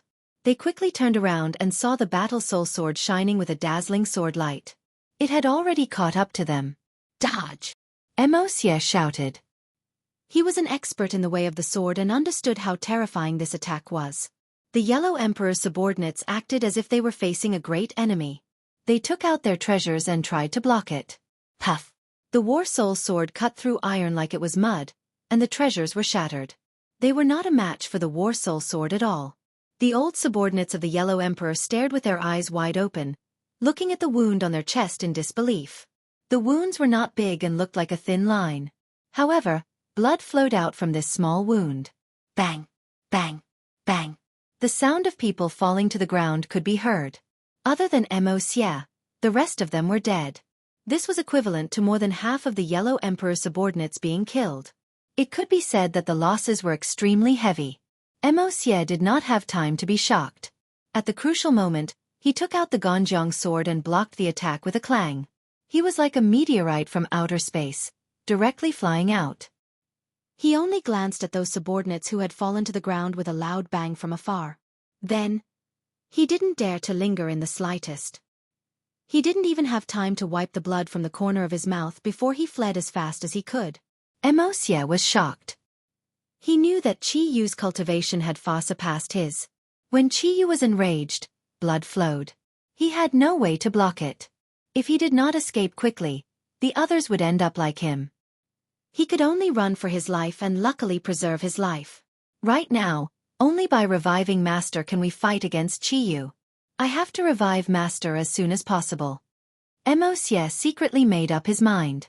Qiyu looked at the only figure that escaped, but didn't give chase. Instead, he said disdainfully, "The next time I see you, it will be the day of your death, Wuxia." Ancestor. Looking at the wise and mighty Qiyu, the demon race quickly surrounded him. Qiyu looked at them indifferently and said, "From today onwards, I will restore the glory of the Ninely tribe. Where are the demons? The demon race no longer exists. From now on, you will be a member of the Ninely tribe. Chiyu looked at them with burning eyes and said resolutely. The Jiuli tribe was a tribe formed after the Wu tribe absorbed other tribes. It was also the predecessor of the demon tribe. Chiyu returned to his original state, intending to restore the glory of the Ninely tribe. These demons were his bargaining chips. I will change you and make you a true member of the Ninely tribe. Chiyu roared and slowly rose into the air. He was like a god, floating in the air and looking down at the people below. He opened his hands as if he was hugging the air. His 10 fingertips lit up with resplendent light. Ninely tribe, reappear in the world. Chiyu roared and the light on his fingertips grew. In the end, it flew out from his fingertips and fell on the crowd like a heavy downpour. These beams of light silently merged into their foreheads. These people trembled, and gradually, their spirit, chi, and spirit were experiencing tremendous changes. In the end, a ray of light rushed out from their glabella and turned into an ancient symbol. Everyone raised their heads and looked at Chiyu with a different gaze. Master! Everyone shouted in unison. There was no such thing as an ancestor. From today onwards, Chiyu was their master. Chiyu had awakened their Ninely bloodline and made everyone submit to him. However, this method could not be used on the Wu tribe. This was because he could not control the bloodline of the Wu tribe. Only the bloodline of the Ninely tribe that had grown stronger could be controlled by him. Back then, Chiyu wanted to strengthen the Ninely tribe, so he used a great divine ability and added a spell into their bloodline. This spell could be passed down in the bloodline and would never lose its effect. When he needed it, as long as he awakened this bloodline, all the Ninely tribe would have to take revenge on him. No one would question his orders. This required his cultivation to reach a certain level before he could use this divine ability. Previously, his cultivation was not high enough, so he could only rely on his identity as an ancestor to lead these people. Now, he was not satisfied with his identity as an ancestor. He needed greater authority, and that was the Ninely bloodline. These people were no longer demons. After activating the bloodline of the Ninely tribe, they had become the true Ninely tribe. They would only listen to Chiyu's orders. Whether it was a mountain of swords or a sea of flames, they would carry out his orders without hesitation. They would not give him any discount. Chiyu looked at his high-spirited subordinates with satisfaction and said, Tang Zheng, you went against me and ruined my plan. If I don't kill you, others will think that I, Chiyu, am a pushover. Let's go back to the base camp. Chiyu led his men back to the base camp. From afar, he saw that the base camp was in a mess. His men were either dead or injured. Chiyu flew into a rage. After his subordinates reported in detail, he understood that this was Tang Zheng's doing. Chiyu's eyes were about to spit fire. The others were also filled with righteous indignation. They were eager to try and immediately cut Tang Zheng into 8 pieces. Everyone, listen to my orders. Heal your injuries and recuperate here. 10 days later, we will flatten the capital and kill Tang Zheng. Chiyu became unbridled and fearless. Hearing this, everyone cheered thunderously. Capital. Tang Zheng had already been back for 2 days. The day before, he had already buried everyone. After that, everyone started to cultivate without stopping. The villa had been further expanded. All the witch clan lived here and were heavily guarded. Not a single fly was let in. Although the losses in this battle were great, the gains were not small. Everyone had been baptized by the flames of war, and had a deeper understanding of their own cultivation. Especially the witch clan, they had activated the wild aura, which made their cultivation twice the result with half the effort. Their cultivation was rising rapidly. Empyrean Fairy and Tian Chanzi had experienced an evenly matched battle. They had a more intuitive and profound understanding of the strength of today's experts. Therefore, the two felt a strong sense of urgency and pressure. They silently decided to improve their cultivation. Tang Zheng was not in a hurry to cultivate. Instead, he was thinking about another thing. Chiyu had escaped. With his understanding of Chiyu would definitely not give up. Chiyu came to attack. Could they stop Chiyu? He didn't know. Tang Zheng did not have an answer. But in fact, he already had a vague answer in the depths of his heart. It was difficult enough. Saint King was already at the 2nd stage of the Mahayana realm. Chiyu could only be higher. Otherwise, he would not be able to suppress the devil army. He still did not know that Saint King was dead. He could not estimate Qi Yu's cultivation after he recovered. But if Qi Yu came to attack, they would not be able to stop him. What should he do? There were so many people around him. He had to do everything he could to protect them. This was his responsibility. He racked his brains for an entire day. Finally, his attention fell on his inner demon. Inner demons, is there really no way to break the cage set by Qi Yu? Tang Zheng asked in a deep voice. The inner demons did not answer directly. Instead, he asked thoughtfully, "What's your plan?" "I'll let you out," Tang Zheng said bluntly. The inner demons were overjoyed. Really? A gentleman's word cannot be taken back. The heart demon's joy didn't last long as it suddenly felt gloomy. It said dejectedly, "But the cage is too strong. I've tried several times, but I haven't succeeded. What method do you have to break through it?" Qi Yu kept saying that only he could open the cage. "What's the secret?" Tang Zheng asked curiously. The inner demon was silent for a while before saying, "This old fellow likes to deliberately mystify and deceive people, making it hard to see through him. But this time it's obviously true. Because, I tried so many times, I really can't think of any other way." This was the helplessness of the inner demons. His cultivation was not weaker than Qi Yu's, but he was imprisoned in the cage. He had a lot of skills, but it was like his hands and feet were tied. There was nowhere to use them. "Do you want to be imprisoned here for the rest of your life?" "Of course not," the inner demon said without thinking. "But what can I do? The cage is too strong. I can't break it at all. If I let you out, how will you repay me?" Tang Zheng suddenly asked, his voice breaking the heavens and earth. "You'll let me out?" The inner demons was shocked. "How is that possible? Even I can't break the cage. How can you do it with your little cultivation?" Hearing his undisguised distrust, Tang Zheng was not angry. Instead, he was happy. The more the inner demons did not believe him, the more he could use his mentality to gain more bargaining chips. "Don't worry about what method I use. I just want to know how you'll repay me," Tang Zheng persistently asked. The inner demons laughed. He did not believe Tang Zheng at all. He said casually, "If you really let me out, no matter what you want, I'll agree." Suddenly, he changed the topic. "But don't expect me to be like the witch tribe and submit to you wholeheartedly. The inner demons, did not submit to either Qi Yu or the Yellow Emperor tens of thousands of years ago. After tens of thousands of years have passed, I will not submit to a brat like you." The inner demons was still very cautious. He did not rush to sell himself out. Tang Zheng did not expect the inner demons to submit to him. After all, he had confronted Qi Yu and the Yellow Emperor. In the end, he would rather be suppressed than submit to anyone. How could he be willing to submit to him? Tang Zheng did not think so highly of himself. He said calmly, "What kind of person do you think I am? What kind of person are you? How can I ask you to submit to me? I don't have such a big appetite." The inner demon said proudly, "It's good that you know this. Then what do you want?" Chapter 1330. The inner demons laughed wildly and looked at Tang Zheng with interest, saying, "You really want to raise this condition? Let me remind you, there is no chance for you to go back on your word." Tang Zheng nodded and said, "Of course I won't go back on my word. You just need to tell me if you agree or not." "Why wouldn't I agree?" The inner demons laughed mockingly. "It's just a pity that your wishful thinking didn't work out. Your painstaking efforts will go to waste." Tang Zheng was unmoved and said calmly, "You don't have to worry about that." "Okay, then I agree. Now can you tell me how to help me break the confinement?" The inner demons asked lazily, not holding any hope at all. It was just a routine question.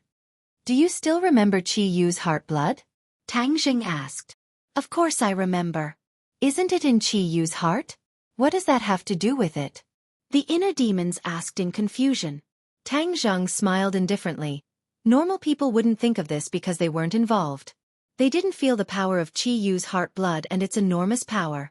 "I felt it, so I have the deepest impression and the most right to speak." The inner demons disagreed. "You have the most right to speak, but what's the use?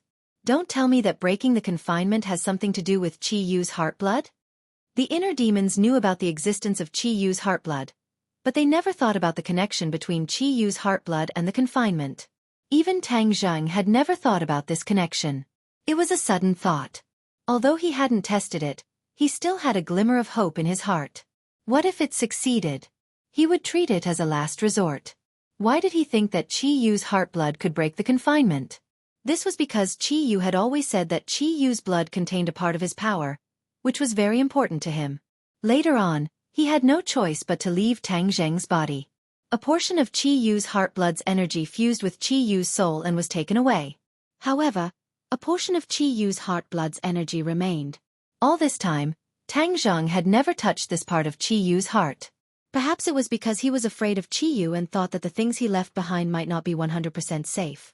Unless he had no other choice, he would not take the risk. However, things were different now. If Qi Yu's blood could really break the cage, then even if it was risky, he would still take the risk. At this critical juncture, a certain amount of wool was worth a try. Since Qi Yu's heartblood contained a portion of Qi Yu's power, then would this portion of power be able to break through the cage? This was what he had guessed on the spot from Qi Yu's solemn attitude and tone. Tang Zheng spoke tirelessly and told them his deduction. The inner demons did not say a word, as if they were shocked by these words. Tang Zheng couldn't help but feel a bit proud. He asked with a smile, "Now you know that I didn't lie to you, right?" The inner demons suddenly froze and said unhappily, "Isn't this called lying? You brat. You're just making fun of me." Tang Zheng helplessly rolled his eyes. "Do you think I'm that bored?" "You are that bored," the inner demons said without hesitation. Qi Yu's heartblood does contain Qi Yu's power, but the confinement was created by Qi Yu using a special ability. It requires a corresponding ability to break through. You're just saying that Qi Yu's heartblood can break through the confinement. Don't you think it's too simple and too childish? In the face of the inner demon's barrage of questions, Tang Zheng did not panic. Instead, he asked with a smile, "Do you trust Qi Yu that much? He's an enemy. Do you not discount his words completely?" "What can I do if I don't trust him?" the inner demons asked. "In any case, I don't trust Qi Yu that much. Nothing is absolute. There's always a way." Tang Zheng was full of confidence. The inner demons did not know whether to laugh or cry. In the end, he said unhappily, "All right, since you're so confident, then I'll wait and see." Tang Zheng did not say anything else. He calmed his mind and focused all his attention on Qi Yu's heart. He had absorbed Qi Yu's heartblood before, so he was familiar with it. However, this time was different. He did not want to use Qi Yu's heartblood to break through the confinement. He did not want to absorb it for his own use. When he urged his power, Qi Yu's heart beat faster. In a trance, the scene in front of him suddenly changed. Tang Zheng came to a blood-red world, a world that was both familiar and strange. He did not panic. Last time, when the demons activated the Jiuli soul transfer formation, Tang Zheng, Qi Yu, and the inner demon's consciousness had entered this world. This was the world in Qi Yu's heart. Tang Zheng immediately saw a man with a white face and no beard. He looked like a scholar. It was the famous inner demons. This was the inner demon's body. However, the inner demons were imprisoned in a confinement. In this blood-red world, this confinement was particularly different. Traces of light flowed in the confinement. The inner demons had tried to break through many times, but they were all blocked. He was completely exhausted. In the end, he gave up all hope and didn't try any further. The inner demons looked at Tang Zheng and said, "Quickly begin. I also want to see the result." In fact, the inner demons was very conflicted. He hoped that Tang Zheng would succeed, but he judged that it was absolutely impossible. This was a very contradictory matter. Tang Zheng nodded slightly. His hands reached into the void and urged his power. True qi flowed out from his palms. Whoosh whoosh. The wind blew. A strange wind spread out from his palms and then engulfed the entire blood-red world. This wind quickly flew back from all directions and fell into Tang Zheng's palms. The wind gathered in his palms and a dot of red appeared in his palms. After a while, the wind stopped. A drop of extremely bright blood appeared in his palms. It was sparkling and translucent and rolled in his palms. This was the blood he had extracted from Qi Yu's heart blood and absorbed into his palms. Although the inner demons were also trapped in Qi Yu's heart, they could not do this. This was because Tang Zheng was now the master of Qi Yu's heart. Therefore, he could do this as he pleased. The inner demons stared at Qi Yu's heart blood. Their usually calm expressions became excited. Tang Zheng's lips curled into a smile. How could he not know the inner demon's thoughts? He pushed his hands forward and Qi Yu's heart blood rolled out from his palms. Whoosh! Qi Yu's heart blood flew toward the confinement. The inner demons immediately held their breaths. They were unwilling to look away from Qi Yu's heart blood. It's close. Qi Yu's heart blood is close.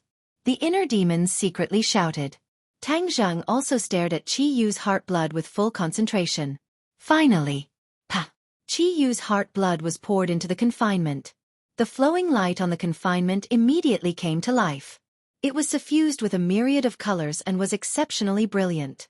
However, the heart blood did not fall from the confinement. Instead, it stuck closely to the confinement. Moreover, there seemed to be a force driving it, allowing it to freely move around the confinement.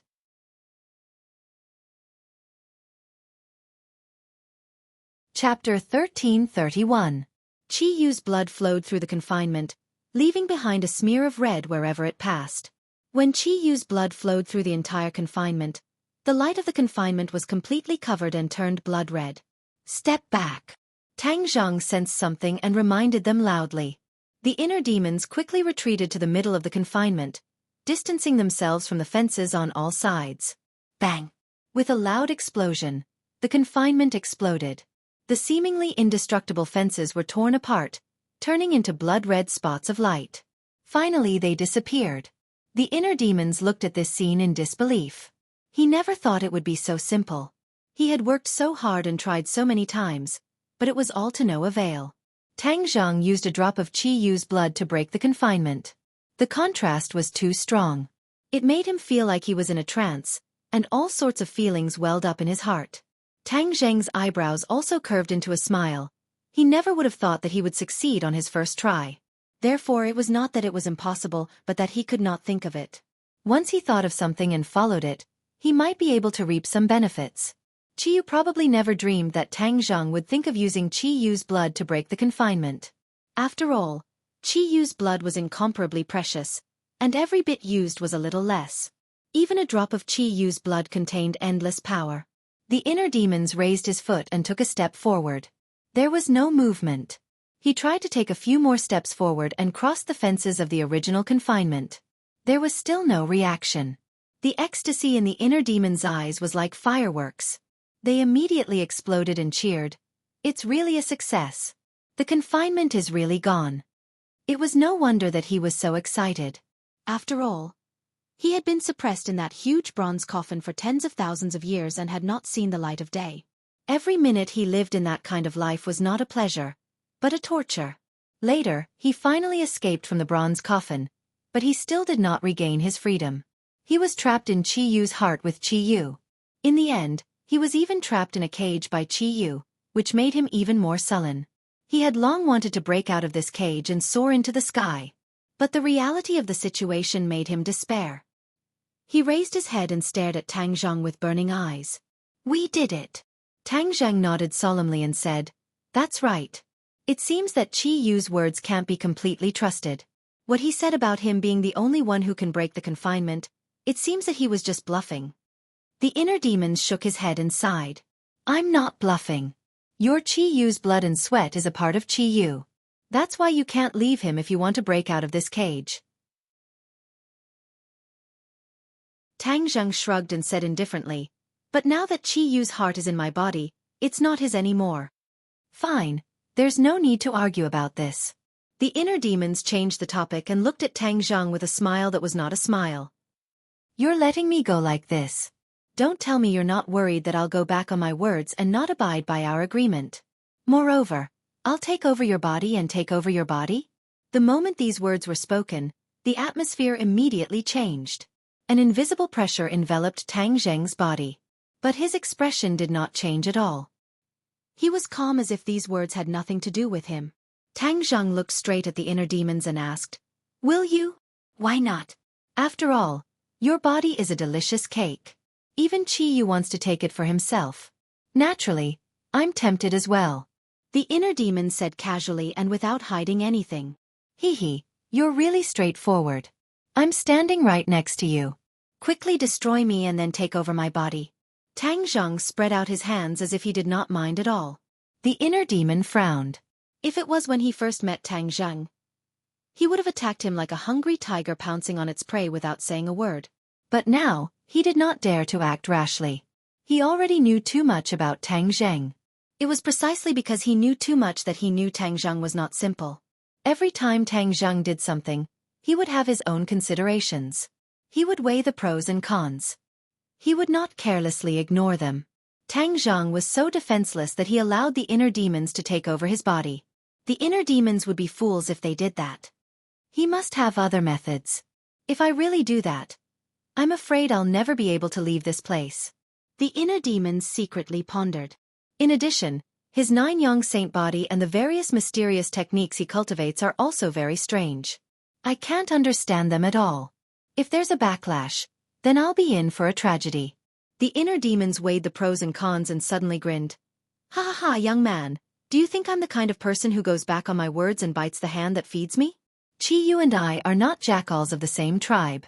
I can't thank you enough for letting me out of this cage. How can I go back on my words? Tang Zheng secretly sighed in relief. He actually did not have full confidence in dealing with the inner demons. Originally, this move was a risky move. He had no choice but to make this choice. He deliberately calmed down. Finally, he managed to suppress the inner demons, making them not dare to act rashly.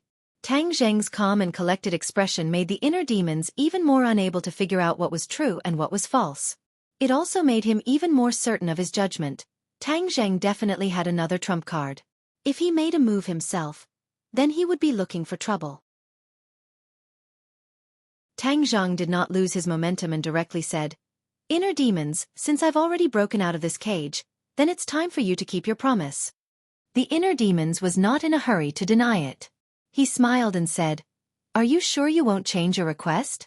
I can still give you one more chance to go back on your words." Tang Zheng shook his head without hesitation. "There's no need to go back on my words. I've already made a decision, so it means I've already thought it through."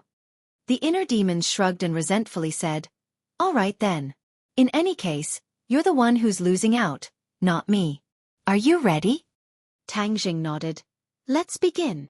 After saying this, he held his breath. He actually knew that this condition of his was not very pleasing. It was even a bit of a waste of such a good opportunity. If he had raised some other conditions, he might have been able to obtain more substantial benefits. But he also had other considerations. The inner demons chuckled.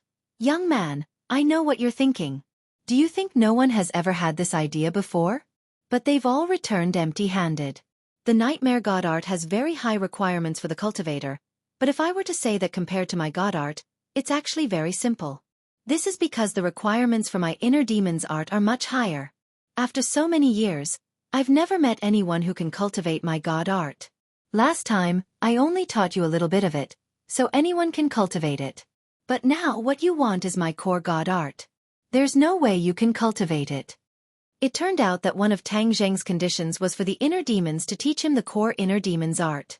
The inner demons knew his situation, so when he heard this request, he laughed and even asked Tang Zheng to change it to another condition. Tang Zheng was unmoved and said calmly, "Whether or not I can cultivate it is my business. You don't have to worry about it." The inner demons rolled his eyes and said, "Fine, then take it." He stretched out a finger and pointed at Tang Zheng. Before his finger could reach Tang Zheng's forehead, a ray of light flew out from the inner demon's fingertip. Pop! The light entered Tang Zheng's forehead and then exploded in his brain, turning into a million rays of light. Tang Zheng didn't panic. He closed his eyes and calmed his mind, quietly feeling everything. The multicolored light slowly converged, and in the end, it turned into words that filled Tang Zheng's brain, flickering with light. Tang Zheng wasn't in a hurry to understand the mysteries within. He opened his eyes and looked at the inner demons. The inner demons asked jokingly, "How do you feel?" "I'll find time to study it." "Haha, then I'm looking forward to the results." Although he said so, The inner demons didn't believe that Tang Zheng could really understand the mysteries within.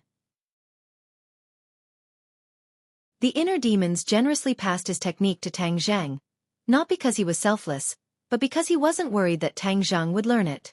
Now you'll have to fulfill the second condition. Tang Zheng said. Of course I want to, but do you think I can deal with Qi Yu in my current state? The inner demon spread his hands and asked with a smile. Tang Zheng of course knew that he couldn't let the inner demons deal with Qi Yu like this. The inner demons were just a strand of soul. They were no match for Qi Yu. Therefore, he had to find a way to let the inner demons out of his body and resurrect him. Without the cage, the inner demons could be freely resurrected, but how to resurrect them was a key problem. When Qi Yu was resurrected, he had no choice but to choose Song Yu's body, which reduced his strength. The inner demons certainly didn't want to follow in Qi Yu's footsteps. He definitely wanted to find a body that he was satisfied with. Tang Zheng thought about this problem, but couldn't find a suitable choice, so he said, Inner demons, of course I'll help you resurrect, but the key is how? The inner demons wasn't stumped by this question. I already have a suitable candidate. Tang Zheng asked in surprise. Who? The inner demons said mysteriously. You'll know when the time comes. Tang Zheng frowned, deliberately mystifying. The inner demon smiled proudly. This body is the most suitable. Although Qi Yu was resurrected before me, I have a way to catch up. Then I'll wait and see. Since the inner demons didn't want to say, he couldn't force them. In the end, he simply withdrew from Qi Yu's heart. Walking out of the room, the villa wasn't quiet. Almost everyone was cultivating in their own rooms. Creak. Feng Shishi's door opened, and Huang Xiang respectfully opened the door. When Feng Shishi was cultivating in the room, Huang Xiang had been guarding the door, not letting anyone get close. Huang Xiang was conscientious, which made Tang Zheng feel relieved. Tian Chanzi's gift was really good. Feng Shishi smiled like a flower and walked towards Tang Zheng. Tang Zheng quickly walked up to her and held her hand. How was it? Feng Shishi smiled and nodded. Huang Xiang quietly stood to the side and glanced at Tang Zheng. He was so quiet that he looked like a puppet. The two of them talked about their experiences during cultivation as they walked out. Huang Xiang followed behind step by step. Suddenly, Huang Xiang couldn't help but bump into Tang Zheng. Chapter 1332. Under normal circumstances, no matter how fast Huang Xiang was, Tang Zheng would definitely be able to dodge in time. After all, the difference in cultivation between the two was not small. For every 2 people who read romance novels, one of them had registered an account. But this time, Tang Zheng felt that his body seemed to be restrained by some kind of force, and he was unable to block him. The two of them were like magnets. Feng Shishi also noticed that something was wrong. She wanted to stop them, but it was too late. Bang! They collided with each other, but the force was not strong. Tang Zheng did not move at all, and he was stuck to Huang Xiang. Suddenly, Tang Zheng felt a chill in his heart. It seemed that something had rushed out of his body and entered Huang Xiang's body. He was shocked and suddenly realized. He cried out, Inner demons, are you messing with me? The inner demons did not answer him. He quickly immersed his mind and his consciousness entered Qi Yu's heart. Qi Yu's heart was empty. There was no sign of the inner demons. The inner demons, actually left my body. That feeling just now was his soul leaving my body and entering Huang Xiang's body. Tang Zheng gradually understood. The inner demons had always said that they had found a good body that could catch up to Qi Yu's strength. Even in his dreams, Tang Zheng would never have thought that the heart demon would actually have designs on Huang Xiang. In fact, after Huang Xiang became a puppet, his original consciousness had already been erased by Tian Chanzi. In other words, Huang Xiang was already dead. This body was just an empty shell, and only the most instinctive consciousness was left. This allowed him to cultivate without any distractions, and his speed improved by leaps and bounds. Huang Xiang was an ownerless body, and his cultivation had advanced by leaps and bounds to the soul formation realm. The inner demons indeed had a good eye for choosing him. However, this way, Feng Shishi would lose a responsible bodyguard. Tang Zheng was indignant. No wonder the inner demons were deliberately mystifying things. He was worried that if he told the truth, Tang Zheng would interfere and prevent him from fusing with Huang Xiang's body. In fact, It was not difficult to achieve this. As long as the two were not in close contact, the inner demons would not be able to succeed. Just now, the two of them were very close to each other, so the inner demons cast a spell to make the two of them close together quickly, and he succeeded. Tang Zheng took a step back, while Huang Xiang stood in his original position. His originally infatuated expression changed, and traces of spirit energy were emitted from his eyes. Inner demons, have you gotten what you wanted? Tang Zheng asked impatiently. The inner demons did not answer. Feng Shishir was surprised and asked, "What's going on?" Tang Zheng sighed and said, "Shishir, I'm afraid you won't have a bodyguard in the future." Feng Shishir looked left and right, but did not understand what was going on. Ha ha ha. Suddenly, a loud laughter came from Huang Xiang's mouth. This laughter was very bold and full of dominance, making people who heard it uncontrollably swayed, as if it had magical powers. Feng Shishir quickly covered her ears and looked at Huang Xiang with a frown. Her eyes were full of curiosity and unfamiliarity. She knew Huang Xiang well enough. After all, she was his master. But this time, she found Huang Xiang to be so unfamiliar. What's wrong? She thought that something bad happened to Huang Xiang and asked with concern. Tang Zheng immediately protected Feng Shishir behind him and used his secret technique to counteract the magic of the laughter. But in the villa area, everyone was alarmed by this laughter. Bang bang bang. All the doors of the villa were pushed open, and one by one, strong figures rushed out from the door. So, the figures flew in all directions, and in the blink of an eye, they arrived beside the few people. At the same time, the witch clan guards outside the villa also rushed in, as if they were facing a great enemy. The reason why everyone had such a big reaction was because they were shocked by this laughter. The layman watched the show, while the expert watched the skill. These people were not ordinary people, so they could hear the extraordinariness of this laughter. They understood that the person who could make this kind of laughter was definitely not an ordinary person.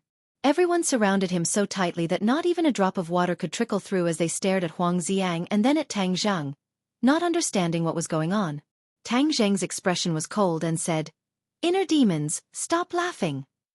The laughter suddenly stopped, and a sharp gaze looked at Tang Zheng, then swept across the crowd, full of condescension and disdain.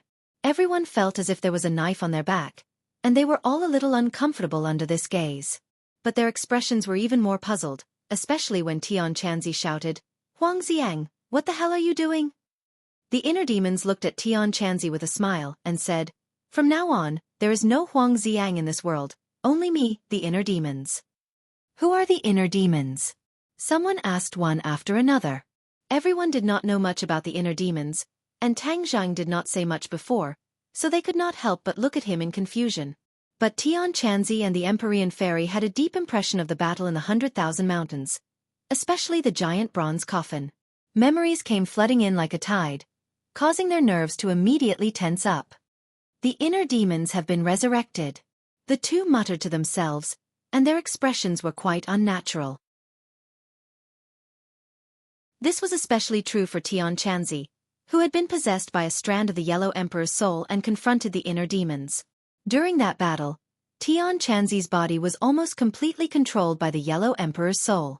Tang Zheng had once mentioned the inner demons to the two, but it was only an understatement. When the two heard that the inner demons were imprisoned in a cage, they did not pay too much attention to it. They thought that the inner demons would definitely never see the light of day again. After all, Qiyu had solemnly vowed that no one but him could open the cage, and Qiyu would not be so kind as to return to Qiyu's heart to open the cage. But they never would have thought that things would not develop as they expected. Of course I've been resurrected. From now on, I'm free to roam the world, and no one will ever be able to trap me again, the inner demon said loudly, high-spirited. Many people did not know much about the inner demons, and looked at him suspiciously. They did not know where he got his confidence from, and why he dared to say such arrogant words. Tian Chanzi, I really want to thank you for preparing such a good body for me, the inner demon said to Tian Chanzi with a smile. Tian Chanzi's expression kept changing, and he did not know how to respond. Seeing that everyone was on guard, the inner demons moved his muscles and bones, making crackling sounds. Many people were frightened, and they were ready to attack. The inner demon shook his head and sighed. Don't even think about attacking me. You guys are not my match at all. Many people showed a doubtful expression, and it was obvious that they did not believe his words. But no one acted rashly, and they all looked at Tang Zheng. Obviously, he was the one who understood the situation the best. Inner demons, stop scaring people. You were deliberately mystifying because of this body. Now that you've succeeded, it's time to fulfill your promise. Tang Zheng quickly adjusted his attitude.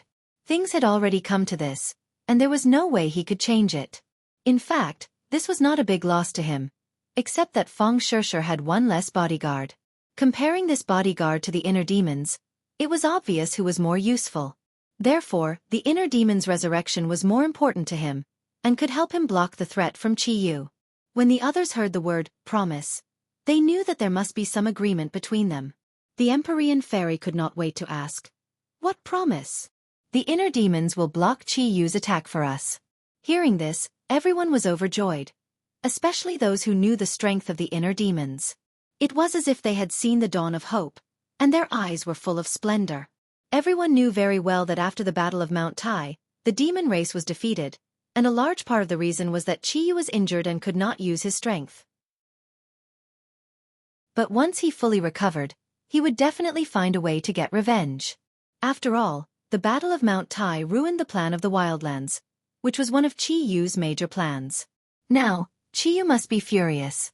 Tang Zheng knew Qi Yu well, so he also knew that Qi Yu would not let this go. He was in the light, and Qi Yu was in the dark. Besides consolidating his strength, there was no other way to avoid this revenge. So, you released him from the confinement? The Empyrean fairy asked thoughtfully. Tang Zheng nodded. No one criticized Tang Zheng's decision. After all, everyone knew that the current situation was critical, and this was a decision he had no choice but to make. Do you trust him? The Empyrean fairy asked directly.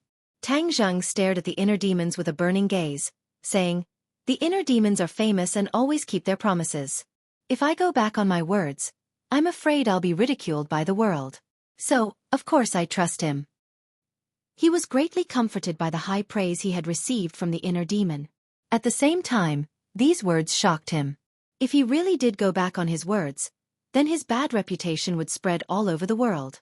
When that time came, anyone who mentioned him would say that he went back on his words. He wasn't like other people who would do anything for power and status. He still cherished his own feathers and reputation. No, I can't let the world think that I'm going back on my words and that I'm a treacherous villain.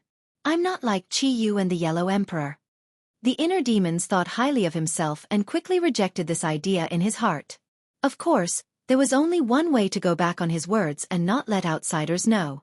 That was to kill everyone present. But he looked at the Empyrean fairy and then at Tang Zheng and the others. He did not have full confidence that he could kill all of them and not let a single one escape. He let out a long sigh and suppressed the complicated thoughts in his heart.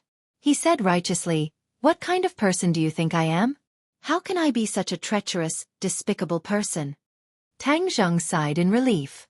Since the inner demons had accepted this praise, then at least they would not go back on their words in the short term. Hearing this, the others also felt relieved. Only Feng Shishir had a strange expression between her eyebrows. After all, she had been with Huang Xiang for so long.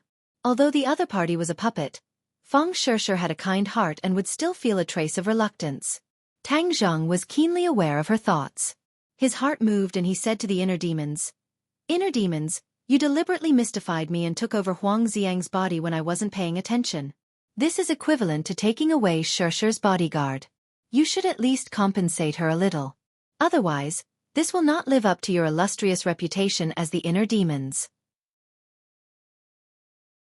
Otherwise, in the future, people will say that you inner demons are just robbers. Hearing this, the inner demons was stunned.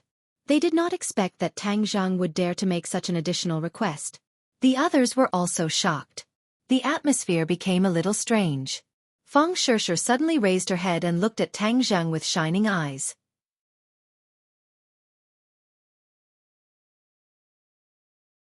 Chapter 1333. Feng Shishir's eyes lit up. It wasn't that she cared about the inner demon's so-called compensation, but Tang Zheng's concern made her feel very happy and sweet. You dare to ask me for something? The inner demon stared at Tang Zheng in surprise, his voice becoming deeper. Tang Zhang wasn't scared by the inner demon's imposing manner at all. He said calmly, "You took over someone else's body, this is already a great benefit, shouldn't you be compensated? Young man, besides you, no one has ever asked me for so many things. Aren't you afraid of angering me and adding another enemy?" The inner demons asked aggressively. Tang Zhang shook his head. "I'm not afraid, because you, the inner demons, are not unreasonable like other people. You are a reasonable person." The second half of the compliment made the inner demon's tense atmosphere collapse. He laughed loudly. "Ha ha ha, there are still people in this world who understand me. I am different from Qi Yu and the Yellow Emperor. That's why they want to destroy me. Yes, since you have been resurrected, all the more reason to look for them to settle this debt." Tang Zhang encouraged. "Of course, this is a deep hatred. How could I forget? I will definitely settle this debt with them." The hatred in the inner demon's words was very strong. "Then how are you going to compensate Shirshir?" Tang Zhang asked. The inner demons turned his head and looked at Feng Shirshir thoughtfully. He said, "Little girl, your cultivation is too weak, and you can't practice my technique, so how to compensate is really a headache." "I don't need compensation." Feng Shirshir shook her head. Why, are you looking down on me, the inner demons?" The inner demons frowned and asked unhappily. Feng Shirshir quickly waved her hand. "That's not what I meant, but I am already very satisfied." When the others heard this, they quickly tried to persuade her. Tang Zhang also sighed. Feng Shirshir was too kind, rejecting such a good opportunity. But he didn't refute her, this was her choice, and he respected her choice. The inner demons stared at Feng Shirshir, as if trying to distinguish whether she was telling the truth or not. Feng Shirshir's heart was magnanimous and her expression was magnanimous. In the end, the inner demons had to admit that her words were from the bottom of her heart. Suddenly, the inner demon's eyes lit up and said meaningfully, "You don't want to accept my compensation, I will give you compensation. What I don't want to give, no one can have. On the contrary, what I want to give, no one can refuse." These words were incomparably tyrannical, but when Tang Zhang heard it, he was suddenly stunned and immediately realized that this was a great thing. Good people will be rewarded. Feng Shirshir was so kind that she had such a pleasant surprise. Feng Shirshir opened her mouth, obviously still wanting to refuse. When the others saw this, their hearts jumped to their throats, and they couldn't wait to cover her mouth. The inner demons didn't give her a chance to refuse, and gently pointed his finger. The two of them were very close to each other, and this finger pointed right between Feng Shirshir's eyebrows. She was suddenly startled, and her mind was in a trance.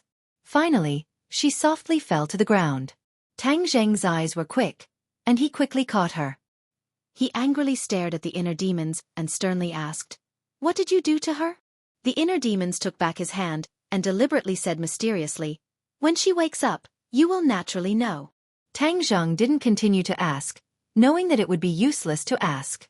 The others' hearts were also in their throats. If something happened to Feng Shirshir, Tang Zhang would probably directly raise his sword and slash at the inner demons. The inner demons wasn't worried about Feng Shirshir at all, and casually said, "I promise to help you deal with Qi Yu. When he attacks, I will naturally make my move." As he said this, he walked out of the door. The packed crowd automatically parted to make a path. "Where are you going?"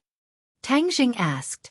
"This world is completely different from tens of thousands of years ago. When I was in your body, I couldn't see it clearly. Now I want to see this so-called modern world." As his voice fell, the inner demons had already disappeared through the door. In the blink of an eye, he disappeared without a trace. "Will he come back?" Tian Chanzi asked worriedly. Tang Zhang said without the slightest worry, "Since he said so, he will definitely come back. Everyone, don't worry." He wrapped his arms around Feng Shirshir's waist and carried her up, saying, "I will take her back to the room to rest." He went upstairs, entered the room, and carefully placed Feng Shirshir on the bed. She looked peaceful, without any signs of pain. Moreover, she seemed to be shrouded by a mysterious force. Even Tang Zhang couldn't completely see through this force. It seems that the inner demons didn't lie. He really is compensating Shirshir, but I don't know what this so-called compensation is. "Shirshir, you must wake up soon." He quietly guarded Feng Shirshir's side, not leaving her side at all. That serene face had a kind of exceptionally soul-stirring beauty, causing Tang Zhang to be intoxicated as he looked at it. Feng Shishir had been with him all this time. They had experienced many hardships, and had become an indispensable part of his life. Although he had other women, Feng Shishir's position was irreplaceable. In the evening, the door opened and Yi Dingdang tiptoed in. She stretched her neck to look at Feng Shishir and asked in a low voice, "She still hasn't woken up?" Tang Zhang shook his head. "You go down and eat. I will look after her," Yi Dingdang said. "No, I will look after her. If anything happens, I can deal with it immediately. Moreover, when she wakes up, she will definitely want to see me," Tang Zhang said gently. Yi Dingdang wasn't jealous. She leaned into Tang Zhang's arms and said, "Shishir will definitely be very happy to hear this." Tang Zhang hugged Yi Dingdang and stroked her black hair, saying, "Dingdang, you have suffered because of me." Yi Dingdang raised her head and kissed Tang Zhang's chin with her cherry lips. She smiled and said, "Silly, we are willing. So many beautiful women want this opportunity but don't have it." Although she was smiling happily, Tang Zhang knew the bitterness in it and could only hug her tighter. "I am a greedy guy. I don't want any of you to leave me. I know this is very scoundrel, but this is what I think. I will do my best to give you the best. I will protect you and love you forever," Tang Zhang said resolutely. When Yi Dingdang heard this, she couldn't help but be moved. She covered his mouth with her small hand and said as if in a dream, "Don't say any more, I understand, we all understand. Otherwise, we wouldn't have stayed by your side. I'll never leave you. With you guys, what else can I ask for?" Tang Zhang held her hand and said contentedly. Yi Dingdong's lips curled into a smile. She thought, "With you I am satisfied for the rest of my life." And Feng Shishir made a sound. The two of them quickly stood up and stared at Feng Shishir. They asked, "Shishir, are you awake? How are you?" Feng Shishir slowly opened her eyes. The first thing she saw was Tang Zhang's face. Her heart warmed and she said, "I'm fine." Tang Zhang quickly sat on the bed and helped her up. He let her lean on his chest and asked, "Is there anything wrong with your body?" The corner of Feng Shishir's mouth curled up into a faint smile as she said, "I feel extremely good. All of my meridians are unobstructed and my true qi is even more vigorous. More importantly, there is something more in my brain." "What is it?" "My divine sense is more powerful. Moreover, I am immune to spiritual attacks," Feng Shishir said. "Immune to spiritual attacks?" Tang Zhang was shocked. Yi Dingdang had a suspicious look on her face. Obviously, she did not understand the meaning behind these words. However, Tang Zhang was different. He knew a lot about spiritual attacks. Back then in the deep canyon of the prehistoric heavenly tomb, when they opened the bronze coffin, the inner demons used a spiritual attack on them, causing them to fall into their own illusions. Spiritual attacks were also the inner demons' most powerful attacks. His actual combat level was not very high, but his spiritual attacks were extremely terrifying, causing his enemies to be unable to guard against them. In fact, even if they were on guard, it would be useless. They would still be caught in his trap. Nightmare's traceless dream was also a type of spiritual attack, but it could not be compared to the inner demons. Feng Shishir was immune to spiritual attacks, which meant that in the future, when she met Yi Meiyu's traceless dream, it would have no effect on her at all. It was just that he did not know if Feng Shishir would be immune to the attacks of the inner demons. If she was also immune, then she would be the first person in the world to be immune to the attacks of the inner demons. Although Tang Zhang had used the exorcist mirror to expel the inner demons in the Langya Pavilion, he had a certain degree of immunity to spiritual attacks. However, he was still unable to achieve 100% immunity. That was why he saw himself in the bronze coffin. The other two did not understand the mystery behind it, so Tang Zhang carefully explained it to them. The two of them were enlightened. Feng Shishir could not hide her joy. Yi Dingdang rolled her eyes and said, "Shishir, this way, you won't have to be afraid of Yi Meiyu's attacks in the future. Yi Meiyu has always been against me and sees me as a thorn in her side. Furthermore, the assassins we encountered in the ordinary balance were sent by her." Feng Shishir did not know that there was such a complicated story. She opened her eyes wide in shock and asked, how could she be so heartless as to make a move on her own family? What does she not dare to do? Don't you see that the Ye family has already been turned into a pile of loose sand by her? Although I don't like this Ye family, every time I hear my father talk about this matter, I will sigh and sigh endlessly. This was all caused by Yi Meiyu. Yi Dingdang said indignantly. Sure, don't worry. This kind of person will definitely have retribution. Feng Sure advised. Yi Meiyu will always target me. Her heart's dream traceless technique is extremely powerful and I can't break it. So, you must help me in the future. We are sisters, so don't be so polite. If we work together and fight against a common enemy, we will definitely be able to defeat her. Feng Sure held onto Yi Dingdong's hand. The two of them looked at each other and smiled. Alright, don't worry. Yi Meiyu killed Nightmare, and when the truth is revealed in the future, Wuxia will definitely not let her off. At that time, we won't even need to do anything, and she won't have a good ending. Tang Zheng comforted. He did not have the slightest good impression of Yi Meiyu. Just as they were talking about Yi Meiyu, she was standing in a mysterious place, surrounded by the Yellow Emperor's former subordinates.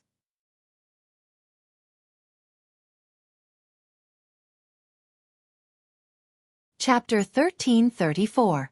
These containers that were carved with complicated patterns were jade bottles. They were sparkling and translucent, emitting a gentle luster.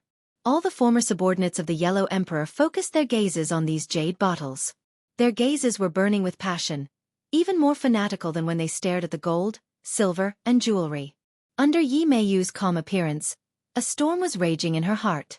He was also looking forward to the resurrection of the Yellow Emperor. This time, they had gathered here to resurrect the Yellow Emperor.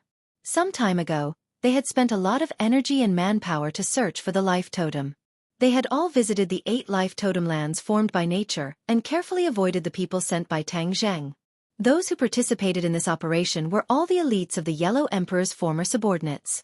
There were even a few times when Wuxia personally took action. Naturally, it was very easy and did not alarm Tang Zheng's men. Tang Zheng was still in the dark.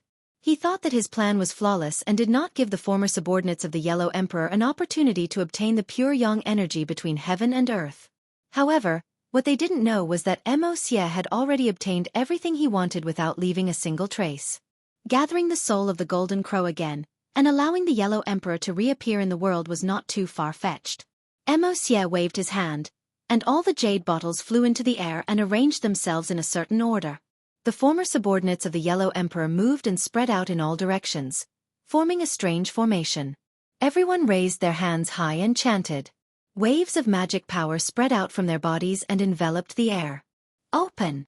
Wuxia shouted, and the seal of the jade bottle automatically unlocked. Waves of pure yang energy flew out from the jade bottle and instantly gathered in the air, resonating with the magic power. Wuxia was in high spirits, and a ray of light flew out from his hand. It was the Ganjiang sword, and the blood-red sword light dyed half of the sky red. The Ganjiang sword steadily stopped in mid-air, at the center of the intersection of the two forces. Soul of the Golden Crow, gather. Back then, the souls of the Golden Crow were all hit by the sun shooting arrows and exploded into pieces, scattering on Sky Mountain. Wuxia's plan was to use the pure yang energy to gather the souls of the Golden Crow scattered on Sky Mountain like a magnet. Without a doubt, this was a very clever plan. It was much faster than searching for the soul of the Golden Crow in every corner. Sky Mountain was too big, and the Yellow Emperor's former subordinates were too few. They were not able to handle such a large amount of work. This time, they had gathered at the peak of Sky Mountain under the cover of night to avoid being noticed by others. They wanted to gather the scattered souls of the Golden Crows. Actually, ever since he knew Wuxia, Tang Zheng, and Tang Zheng. However, these people were Wuxia was the Golden Crow Yi. Taking advantage of the darkness of the night, Wuxia used a camouflage technique to avoid these people and successfully cast a spell on Heavenly Mountain. Wuxia had learned to be smart. She did not make a big fuss. Instead, she was sneaky. She even set up restrictions to prevent outsiders from seeing the signs of the spell. Therefore, the people that Tang Zheng had sent to investigate the vicinity of Sky Mountain did not notice anything unusual. They did not realize that this was an unusual night. When Wuxia's voice fell, the sword radiance of the Ganjiang sword surged. A blood-red light rushed into the sky, and the sword hummed continuously. The pure yang energy gathered around the Ganjiang sword. Under the control of a mysterious power, it was like a giant magnet, rapidly absorbing the souls of the golden crow on Sky Mountain. A spot of light rose from a corner of the sky, like a firefly, and gathered at the peak of Sky Mountain. Another spot of light rose into the sky. These spots of light were the souls of the golden crow scattered in every corner of Sky Mountain. Not long after, countless spots of light rose from Sky Mountain and streaked across the sky. They were more dazzling than a meteor shower, and gathered at the Ganjiang sword. Finally, Tang Zheng's people on the heavenly mountain discovered some clues, and all of them stared at the scene in shock. What's going on? These people looked at each other, unable to figure out what was going on. In the sky, more and more spots of light gathered together, becoming bigger and bigger. The pitch-black sky slowly brightened, like the dawn of the rising sun. Mo Xie and the others were overjoyed when they saw this scene. This was the beginning of success. Everyone was even more focused as they continued to cast their spells. Unknowingly, a sun hung in the sky. The sunlight immediately dispelled the darkness, and the peak of Sky Mountain became as bright as day. Light shot in all directions, and not long after, the foot of Sky Mountain also became bright. The souls of the Golden Crow.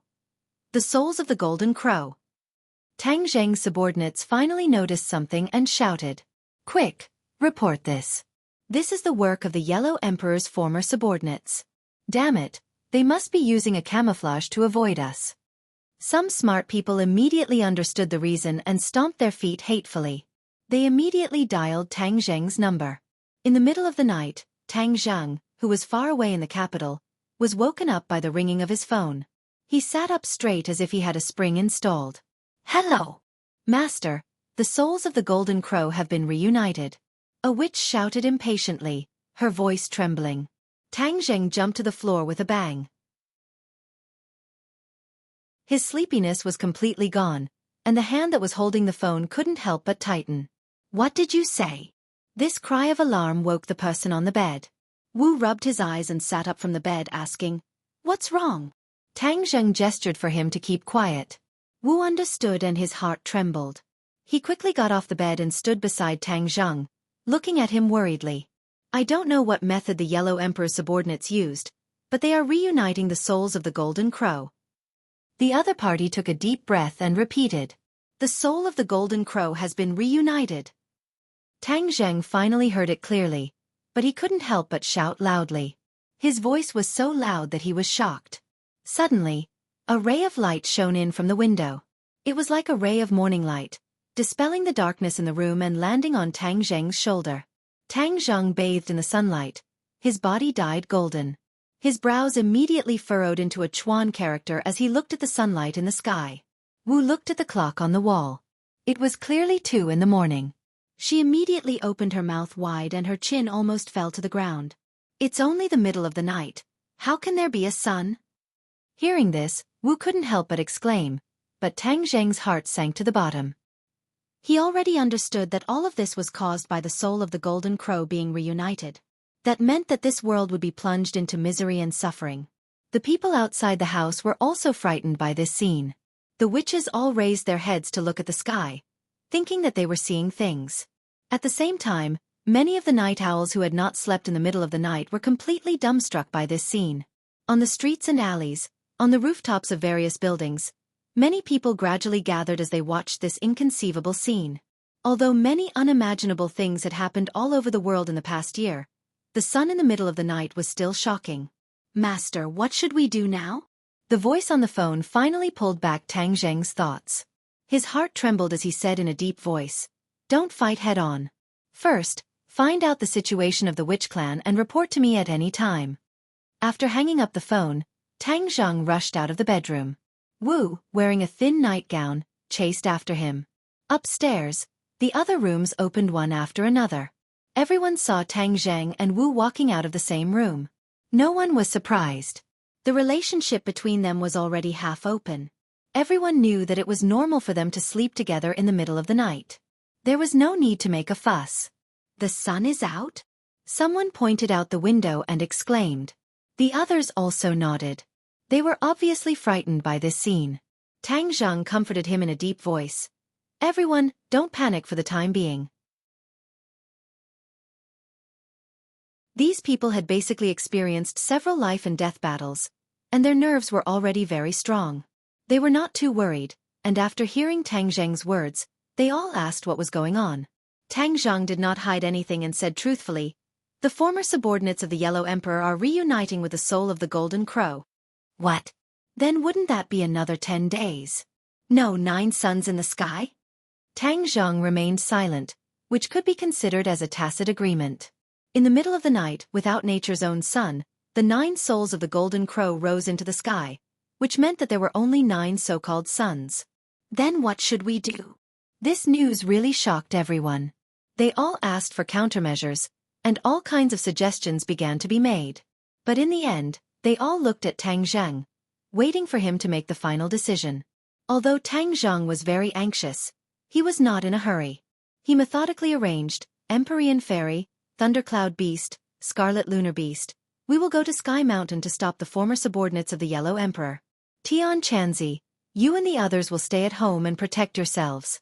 If anything happens, contact me immediately. He had to be constantly on guard against the attacks of the Demon Clan or other hostile forces, so there must be someone important at home. But this time, they would definitely need a powerful force to stop the former subordinates of the Yellow Emperor. The Empyrean Fairy and the other mythical beasts could work together to maximize their effectiveness. As for Xiao Bai, if it woke up, it would be even more effective. However, this little guy seemed to have not completely digested the things it had absorbed and was still hibernating. Tang Zheng had gone through many tests and established an absolute WeChat.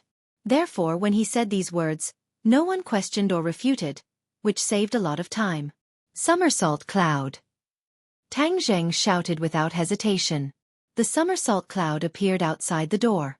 The others went back to their rooms to change their clothes and jumped on the somersault cloud. Then, they flew towards Sky Mountain. The light on Sky Mountain became more and more intense. The second soul of the Golden Crow had already risen.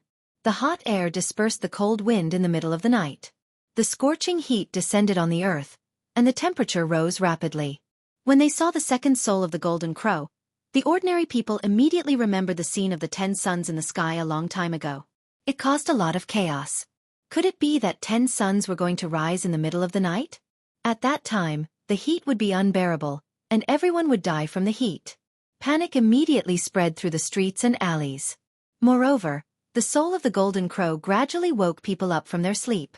Suddenly, the whole land woke up in the middle of the night.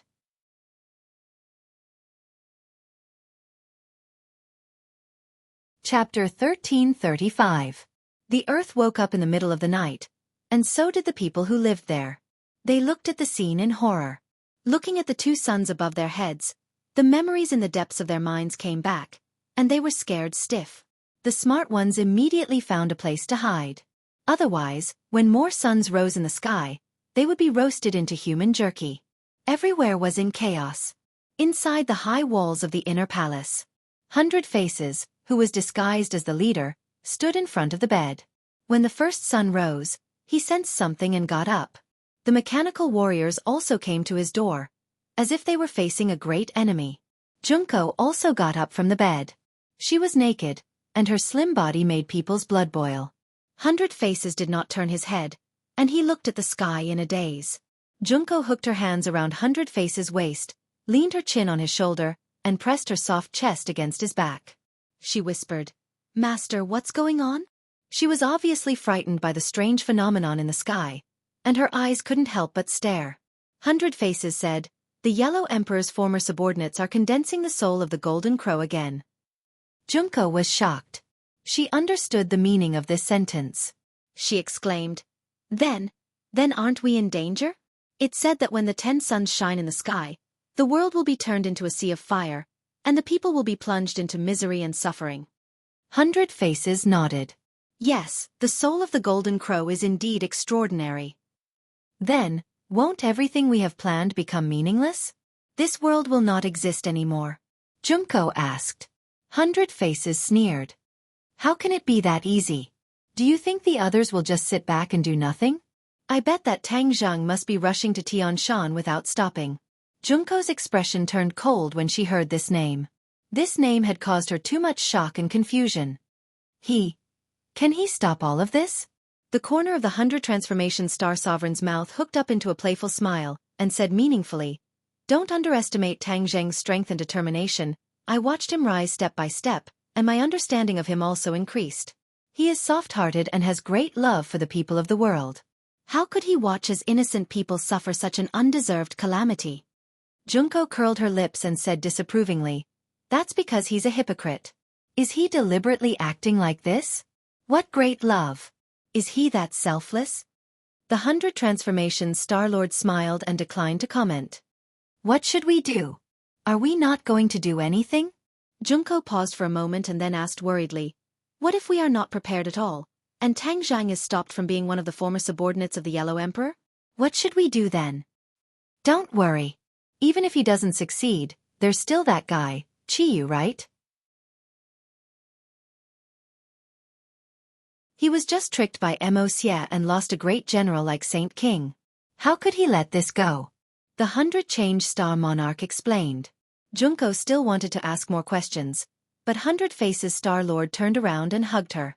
His body, which was more than 10 kilograms, was as light as a feather. Junko understood tacitly and immediately let out a soft cry. She hugged 100 Faces Star Lord's neck. "Master, you're so bad." The 100 Faces Star Lord chuckled. A great battle had begun. At the same time, Chiyu looked up at the sky and immediately locked onto the two suns hanging high in the sky. He gritted his teeth and said, "Wuxia, you really want to resurrect the Yellow Emperor?" Wishful thinking. Although Wuxia kept talking big and didn't put the Yellow Emperor in his eyes, he was still very afraid of the Yellow Emperor and didn't want him to be resurrected.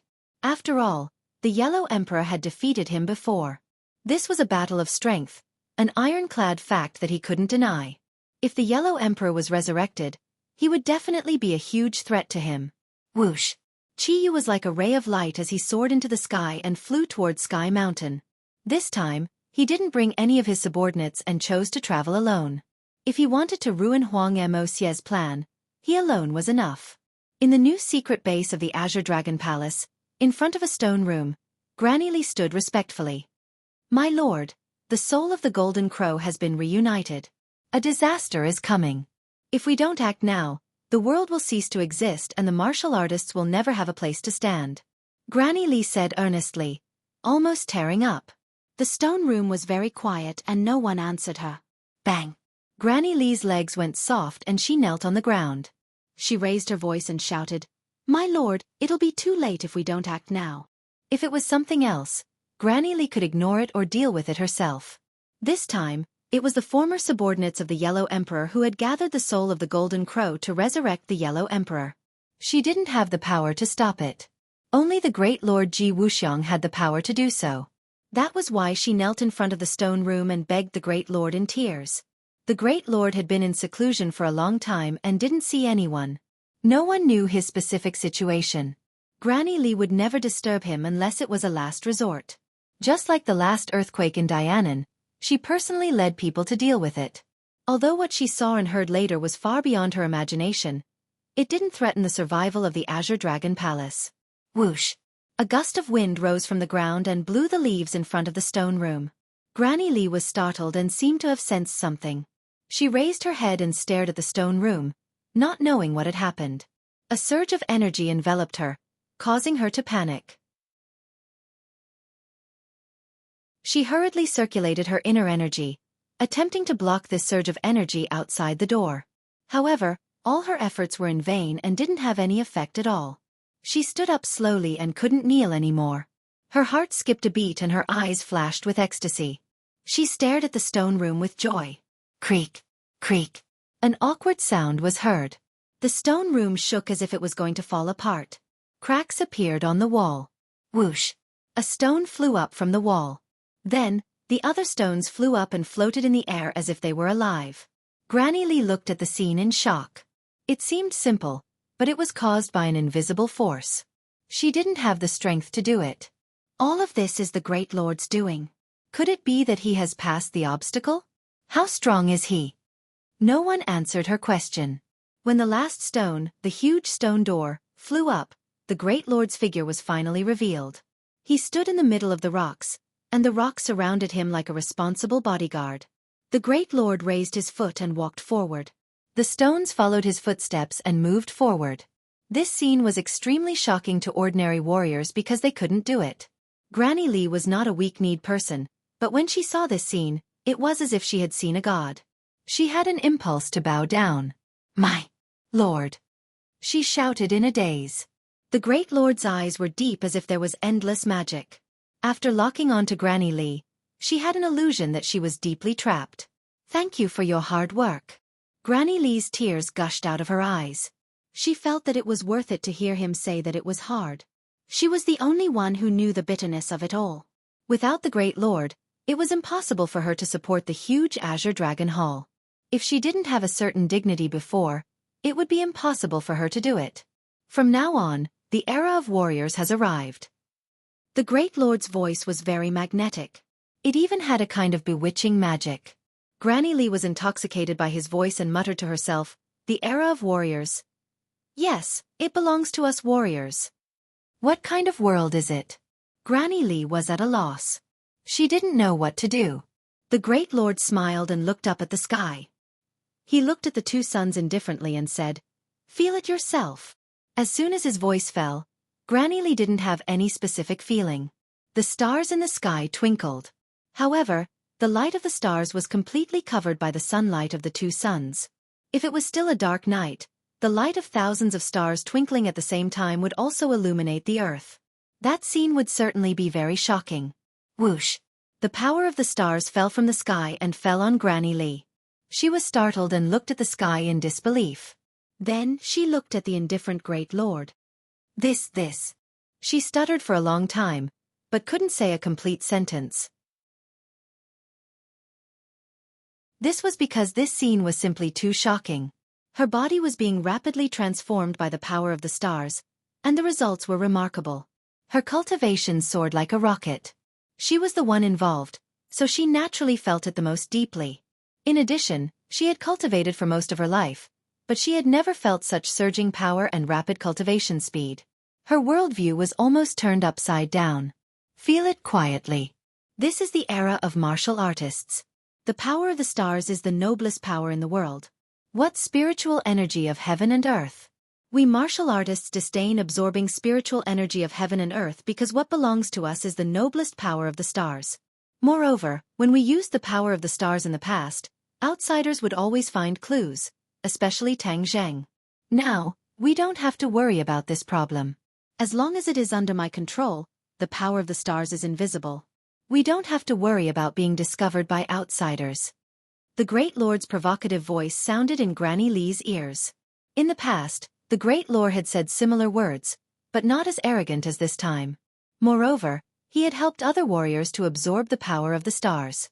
Granny Lee had also felt it before, but it was completely different from this time. This was a qualitative leap. If every warrior's cultivation speed was so fast, then what was there to be afraid of? Immediately, Granny Lee's confidence increased, and she was in high spirits. When the power of the stars in her body gradually calmed down, she excitedly said incoherently, "From now on, it's our era." "No, it's your era, great lord." A smug expression appeared on the High Lord's face. Although he appeared to be indifferent, in the depths of his heart, what he had done had already surpassed the ancients. What new era? He had only banished all the cultivators in the world to the sky beyond heaven, but he had not fundamentally changed the race of warriors. However, the great lord had done it. He would completely change the warriors. Not only their living conditions, but he would also reshape the cultivation system of warriors. This was an unprecedented masterpiece. Any genius would not be worth mentioning in front of the great lord.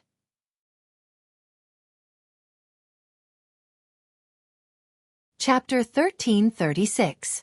Granny Lee gradually calmed down from her shock. Looking at the third sun in the sky, her attention was attracted again. She asked, "My lord, it's already 3 suns. What should we do?" At this moment, she had absolute confidence that the Lord could defeat the Yellow Emperor's former subordinates and stop this disaster. The Lord remained calm and said lightly, "This world will belong to the martial artists. If others can't survive this disaster, then it's their fate." Granny Lee's heart skipped a beat. She immediately understood the meaning of the Lord's words. He was going to stand by and do nothing. Sure enough, the Lord continued, this is a sin committed by the cultivators. It can let others know more about the cruelty of the cultivators.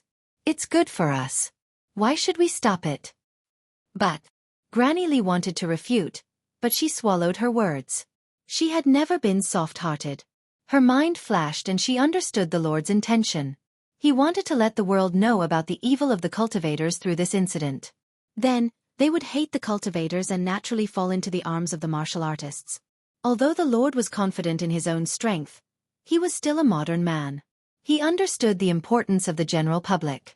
He would not be like the ancient kings who ignored the general public.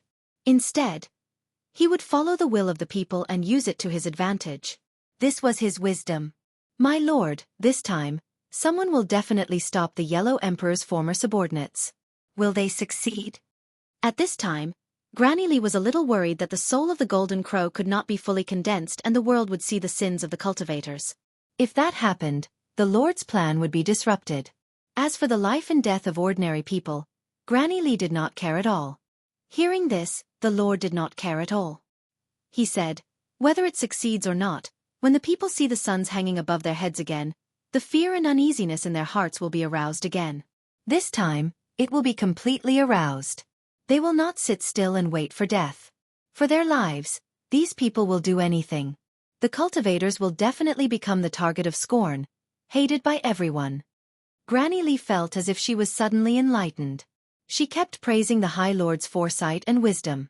In the sky, a white cloud swept across the horizon. Tang Zheng, Li Xiaotian, and the Empyrean fairy stood on the somersault cloud. Before leaving, Tang Zheng suddenly remembered that Li Xiaotian was not part of this trip. After all, the heaven-shocking bow and the sun-shooting arrows already belonged to her. Moreover, she had also cultivated Hoi's archery, which was a trump card against the soul of the Golden Crow. The three of them gazed into the distance in the direction of Heavenly Mountain. From time to time, he would look up at the sky. There were already 3 suns. The number was increasing so quickly that it made people speechless. It also gave people a deep sense of unease. A scorching heat wave rolled down from the sky and covered their bodies. Fortunately, they were not ordinary people. Circulating their martial arts, they were able to withstand the heat wave. However, the others were not so lucky. In the streets and alleys, the ordinary people were already drenched in sweat. Their moisture was quickly evaporating, and they looked like they were about to turn into human jerky. Many people directly jumped into the water, but the water was also steaming and quickly evaporated. Flames rose into the air from many places, and alarms rang out everywhere. Everyone felt a sense of despair, as if the god of death had descended. But at the same time, there was a strong anger in their hearts. It was like a volcano that was about to erupt. Cultivators, this is the evil of cultivators. They want to destroy humanity. Cultivators are the public enemy of humanity. Similar thoughts appeared in many people's minds, accompanied by anger that burned fiercely. In view of the previous few grand and earth-shattering events, cultivators were no longer an absolute secret group. Although the authorities had sealed off the real news and issued various seemingly scientific explanations, the ordinary people did not completely calm the panic in their hearts. They had also heard about the cultivators from various sources and rumors on the streets. It turned out that there was such a huge group of people hidden in the crowd. At that time, people did not have a direct impression of the likes and dislikes of the cultivators, nor did they have an absolute standpoint of benefits. But this time was different. The cultivators had caused all kinds of big events again and again, threatening the survival of the human race. Even a clay figurine had some anger. Moreover, this was a matter of life and death. They had no reason to retreat, and the hatred in their hearts for the cultivators grew day by day. Kill the cultivators. We are not willing to be sacrificial lambs. Yes, kill the cultivators. This group of bastards, even if we die, we will drag one of them down with us. Anger was contagious. It was as if there was an invisible hand controlling everything, causing the anger to become more and more intense. I heard that there are cultivators in a place. A very large area is occupied by these cultivators. Let's go find them and take revenge. Kill one and earn one. Yes, kill the cultivators. The crowd moved. The crowd was excited and crazily rushed towards a place. The heat wave caused the air they exhaled to be hot, as if it could ignite. Not long after, the crowd arrived at Tang Zheng's villa. This villa had been completely bought by him. Only his core members lived here, and almost all of them were cultivators. When the patrolling witches saw this group of excited people, they were shocked. Their attention was completely attracted by the soul of the golden crow in the sky. They did not expect that there would be people attacking the villa. Moreover, this group of people were clearly ordinary people. They were not martial artists, nor were they cultivators. They were a group of motley crew. 3 cobblers were better than Zhuge Liang, even if the other party's strength could not be compared to theirs. But after all, there were many of them. Their will was like a fortress. After twisting into a rope, the power that erupted was still not to be underestimated. The villa was protected by a large formation. The crowd could not break through at all. Although it was empty in front of them and there were no obstacles, the crowd was still blocked by an invisible wall. Bang, bang, bang. These people punched the protective barrier again and again, only to hear the sound of the air being torn apart. These people were rebounded by the huge force and were sent flying backwards. They could not break through the protective barrier at all. Instead, they were sent flying. However, this did not scare them away. Instead, it made them even more ferocious. They clamored to break through the protective barrier. Seeing this, the witches were helpless. They loudly advised them not to waste their energy and to leave this place quickly. Another sun appeared in the sky. 4 suns hung high in the sky, making the crowd even angrier. The people who were originally watching changed their attitude. Like the most ferocious beasts, they hysterically attacked the protective barrier. They did not listen to the witch's advice. They thought that the other party was afraid of them and deliberately gave in. Therefore, more and more people gathered outside the villa. Tian Chanzi and the others were at the entrance of the villa. They sized up this group of people without leaving a trace. The crowd was too far away, so they could not see their faces clearly. However, they could clearly feel the intensity of their anger. It was as if they could burn everything in the world. They looked at each other and discussed countermeasures. Boom! You're tuning in to the Xiaofan's Wuxia Tales YouTube channel. Don't forget to subscribe and join us on this journey to catch the most captivating stories.